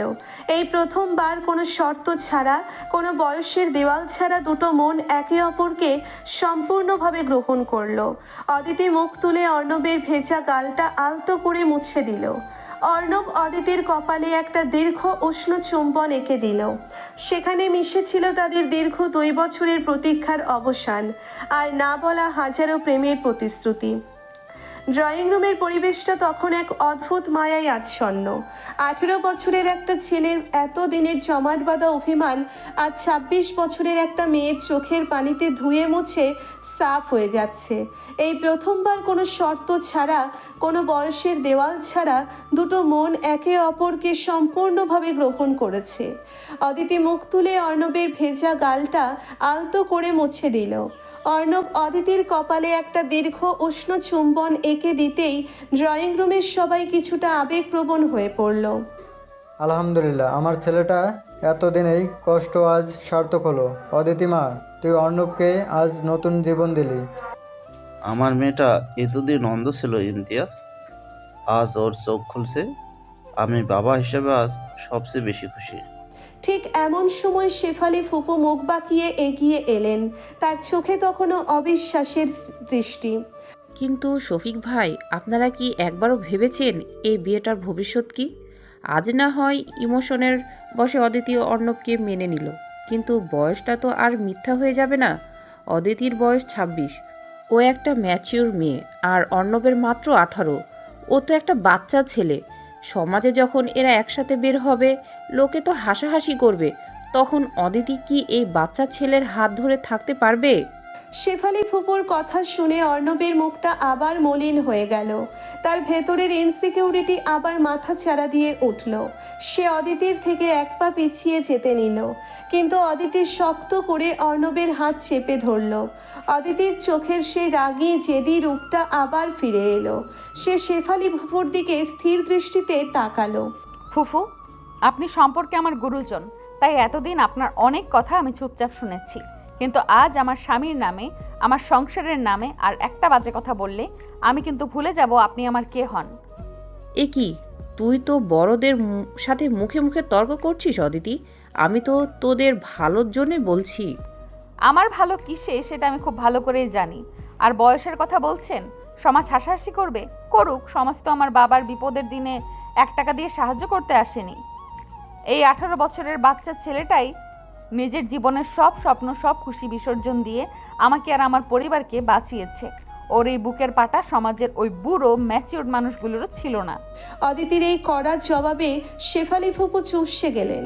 ড্রয়িং রুমের বাকিরাও অদিতির এই রূপ দেখে মুগ্ধ হলো। আর একটা কথা কান খুলে শুনে রাখুন ফুফু, আজ থেকে অর্ণবের বয়স নিয়ে যদি কেউ একটাও কথা বলে, আমি তার জিভ টেনে ছিঁড়ে ফেলবো। আমার স্বামী 18 বছরের হোক আর 8 বছরের হোক, ও আমার, আর আমি ওকে এইভাবেই ভালোবাসি। অদিতির কথা শুনে অর্ণবের বুকটা গর্বে ফুলে উঠল। যে মেয়েটার সম্মানের কথা ভেবে সে এতদিন নিজেকে লুকিয়ে রেখেছিল, আজ সেই মেয়েটাই সবার সামনে তার ঢাল হয়ে দাঁড়িয়েছে। আরিয়ান এগিয়ে এসে অর্ণবের কাঁধে হাত রাখল। আমাকে মাফ করে দিস ভাই, আমি তোকে অনেক ভুল বুঝেছি। তুই আসলে একটা হীরা। আমার বোনের জন্য তোর চেয়ে ভালো জীবনসঙ্গী আর কেউ হতে পারে না। আরে ভাইয়া, আপনি বড়, আপনি শাসন করবেন না তো কে করবে? আপনার জায়গায় আমি থাকলেও হয়তো এমনই করতাম। তুই আসলে অনেক ম্যাচিওর অর্ণব। অদিতি, তুই খুব লাকি। সে তো আমি জানি। চল অর্ণব, তোর হাত থেকে এখনো রক্ত পড়ছে। ঘরে চল, আমি ব্যান্ডেজটা ঠিক করে দিচ্ছি। অদিতি অর্ণবের হাত ধরে সোজা দোতলায় নিজের ঘরের দিকে নিয়ে গেল। আজ আর অর্ণবকে গেস্ট রুমে যেতে হলো না। অদিতির ঘরে ঢুকে অর্ণব চারিদিকে তাকালো। এই ঘরটায় আসার জন্যে গত 2 বছর ধরে তার মন কত ছটফট করেছে, অথচ অদিতি কখনো তাকে চৌকাঠ পেরোতে দেয়নি। আজ সে এই ঘরের রাজা। বস বিছানায়, আমি ফার্স্ট এড বক্সটা নিয়ে আসছি। অর্ণব বাধ্য ছেলের মতো বিছানায় বসলো। অদিতি বক্সটা নিয়ে এসে অর্ণবের পাশে বসলো। খুব যত্ন করে অর্ণবের হাতের পুরনো ব্যান্ডেজটা খুলল। গভীর ক্ষতটা দেখে অদিতির চোখ আবার পানিতে ভরে এলো। কতটা ব্যথা পেয়েছিস বলতো? তুই এমন পাগল কেন অর্ণব? গ্লাস কেউ এভাবে ভাঙে? আপনি তখন রায়হানের দিকে তাকিয়েছিলেন, ওর হাতটা আপনার হাতে লাগছিল। আমার যে বুকের ভেতরটা কিভাবে জ্বলছিল সেটা আপনাকে বোঝাতে পারবো না দিদি। তুই আমাকে এখনো আপনি করে বলছিস কেন? মানে এতদিনের অভ্যাস তো, আর আপনি আমার সিনিয়র। থাপ্পড় খাবি একটা। কিসের সিনিয়র? আজ থেকে তুই আমাকে তুমি করে বলবি। বউ হই তোর, অধিকার নিয়ে কথা বলবি। আচ্ছা তুমি আমাকে আর কোনোদিন দূরে ঠেলে দেবে না তো অদিতি? কোনোদিন না। তুই আমাকে তাড়িয়ে দিলেও আমি তোর গলার কাটা হয়ে ঝুলে থাকবো। তুই শুধু আমাকে একটু ভালোবাসিস পাগল। তোর ওই পাগলামিগুলো ছাড়া আমার জীবনটা একদম শূন্য হয়ে গিয়েছিল।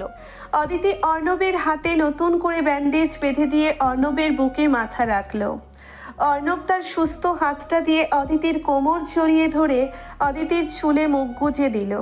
এক অদ্ভুত শান্তিতে দুজনের চোখ বুজে এলো। পরের দিন সকালে বাড়িতে রীতিমতো উৎসবের আমেজ। বড় দাদি নির্দেশ দিয়েছেন 2 বছর আগে বিয়েটা লুকোচুরি করে হলেও আজ রাতে অর্ণব আর অদিতির জন্য একটা ছোটোখাটো বাসর ঘরের আয়োজন করা হবে। 2 পরিবারের সবাই মিলে ঘর সাজাতে ব্যস্ত। দুপুরে ভার্সিটি থেকে অদিতির বন্ধু রিমঝিম আর অর্ণবের বন্ধু তৌসিফ এসে হাজির হলো। ওই রাক্ষসী, তুই এত বড় একটা কথা আমার থেকে লুকিয়ে রাখলি? তোর বিয়ে হয়ে গেছে আর জামাই হলো আমাদের ভার্সিটির সবচেয়ে অ্যাংরি ইয়াং ম্যান অর্ণব। আরে রিমঝিম, পরিস্থিতি এমন ছিল যে আমি কাউকে বলতে পারিনি। তুই রাগ করিস না। কে রে দোষ, তুই তো দেখি একদম ছক্কা হাঁকি দিলি। আমি তো ভাবলাম তোর এই একতরফা প্রেমের কোনো ভবিষ্যৎ নেই, আর এখন তুই দেখি ডিরেক্ট জামাইবাবু। ভাই, তোর এই অর্ণব কোনোদিন হারে না, আর আমার রাগী বউটা তো একটু বেশি স্পেশাল। ওকে পাওয়ার জন্য তো একটু কাঠখড় পোড়াতেই হতো। অর্ণবের কথায় অদিতি লজ্জায় লাল হয়ে গেল। রিমঝিম আর তৌসিফ মিলে দুজনকে অনেক খ্যাপাতে লাগলো। মিলি দৌড়ে এসে অদিতির গলা জড়িয়ে ধরল। তাই নাকি মিলি? তোর ভাইয়া তো একটা পাগল। সারা বাড়ি হাসি খুশি আর আনন্দে মেতে রইল। সন্ধ্যার পর অদিতিকে স্নিগ্ধা ভাবি আর রিমঝিম মিলে সাজাতে বসলো। অদিতিকে পরানো হলো গাঢ় লাল রঙের একটি শাড়ি, চোখে মোটা কাজল, ঠোঁটে লাল লিপস্টিক আর হাত ভর্তি লাল কাচের চুড়ি। চুলগুলো খোপায় বাঁধা, তাতে একটা তাজা লাল গোলাপ।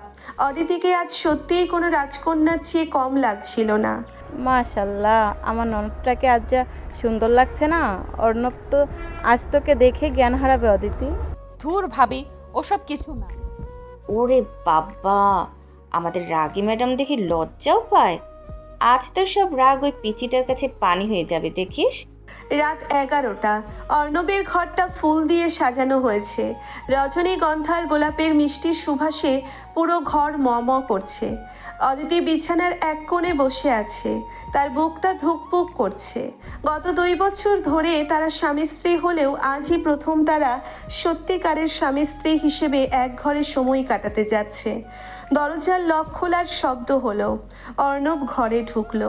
তার পরনে একটা সাদা রঙের পাঞ্জাবি, চুলগুলো সুন্দর করে আঁচড়ানো।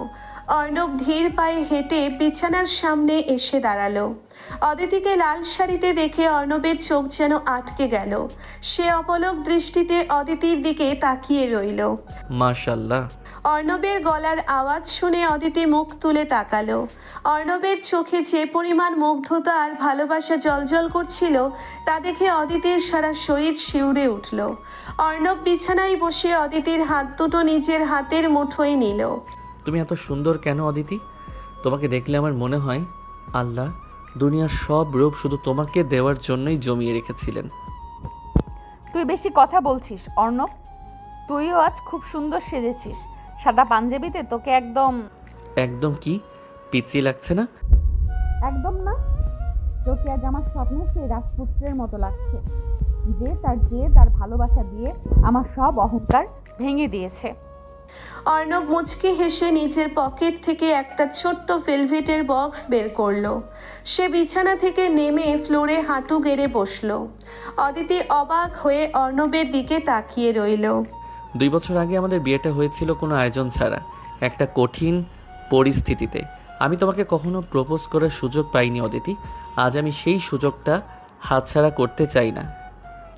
অর্ণব বক্সটা খুলে একটা সুন্দর হীরার আংটি বের করলো। অদিতি, তুমি কি এই পাগল জেদি আর বকাটে ছেলেটার সারা জীবনে রাগী বউ হয়ে থাকবে? আমাকে শাসন করবে, আমাকে ভালোবাসবে আর আমার সব পাগলামি সহ্য করবে? অদিতির চোখে খুশির জল চলে এলো। সে কোনো কথা বলতে না পেরে শুধু মাথা নেড়ে হ্যাঁ বোঝালো। অর্ণব অদিতির অনামিকায় আংটিটা পরিয়ে দিয়ে অদিতির হাতে একটা দীর্ঘ চুমু খেলো। দাঁড়া, আমারও তোর জন্য একটা জিনিস আছে।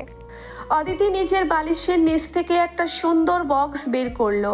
বক্সটা খুলতেই দেখা গেল ভেতরে একটা দামি ব্র্যান্ডের হাত ঘড়ি। অদিতি অর্ণবের হাতটা টেনে নিয়ে খুব যত্ন করে ঘড়িটি পরিয়ে দিল। সময় যেমন কখনো থেমে থাকে না, তেমনি আমাদের সম্পর্কও যেন ভালোবাসার বিশ্বাসে এগিয়ে চলে। এই ঘড়িটা তোর জন্য, যাতে প্রতিটি মুহূর্তে তোর এই রাগী বউটার কথা মনে পড়ে। এটা আমার জীবনের সেরা গিফট অদিতি। অর্ণব অদিতির পাশে গিয়ে বসলো। সে তার ভালো হাতটা দিয়ে অদিতির কোমর পেঁচিয়ে ধরে তাকে নিজের বুকের খুব কাছাকাছি নিয়ে এলো। অদিতির নিঃশ্বাস দ্রুত হয়ে গেল। অর্ণব, তোর হাত? আমার হাত ঠিক আছে। আজ আমি কোনো বাধা মানব না অদিতি। 2 বছর ধরে এই মুহূর্তটার জন্য আমি কতটা কেঁদেছি, কতটা পুড়েছি, সেটা শুধু আমি আর আমার আল্লাহ জানে। আজ তুমি শুধু আমার। অর্ণব অদিতির মুখের ওপর থেকে একটা আলগা চুলের গোছা সরিয়ে দিল। অদিতির চোখ দুটো লজ্জায় আর আবেগে বন্ধ হয়ে এলো। তুই এতটা অধিকার ফলাচ্ছিস নবাবজাদা? ভুলে যাস না, আমি তোর সিনিয়র। ভালোবাসায় কোনো সিনিয়র জুনিয়র নেই অদিতি। এখানে আমি শুধু একজন প্রেমিক আর তুমি আমার প্রেমিকা। অর্ণব কথাগুলো বলে অদিতির ঠোঁটজোড়া নিজের দখলে নিয়ে নিল। এতদিনের সব না পাওয়া, সব অভিমান আর দীর্ঘশ্বাসের অবসান ঘটল এই একটা চুম্বনে। অদিতি প্রথম কয়েক সেকেন্ড অবাক হয়ে থাকলেও ধীরে ধীরে সে অর্ণবের ভালোবাসার কাছে আত্মসমর্পণ করলো। সে তার 2 হাত দিয়ে অর্ণবের ঘাড় পেঁচিয়ে ধরে অর্ণবের সাথে তাল মিলিয়ে তাকে জড়িয়ে ধরল। বাইরের মেঘলা আকাশ থেকে তখন টিপটিপ বৃষ্টি শুরু হয়েছে। জানালার কাছ বেয়ে বৃষ্টির ফোঁটা গড়িয়ে পড়ছে। আর ঘরের ভেতরে 2টি দীর্ঘ প্রতীক্ষিত মন তাদের ভালোবাসার পূর্ণতা খুঁজে পাচ্ছে। 18 বছরের অর্ণবের পাগলামি আর 26 বছরের অদিতির তীব্র রাগ, সবকিছু মিলেমিশে একাকার হয়ে গেল এক পবিত্র ভালোবাসার বন্ধনে। বয়সের দেওয়াল, সমাজের কটূক্তি, ইগো সবকিছু আজ হেরে গেল অর্ণবের ওই একগুঁয়ে প্রেমের কাছে। রাগী সিনিয়র আপু আজ সত্যিই একজন মায়াবী ভালোবাসায় পরিপূর্ণ বউ হয়ে অর্ণবের বুকে মাথা রাখল।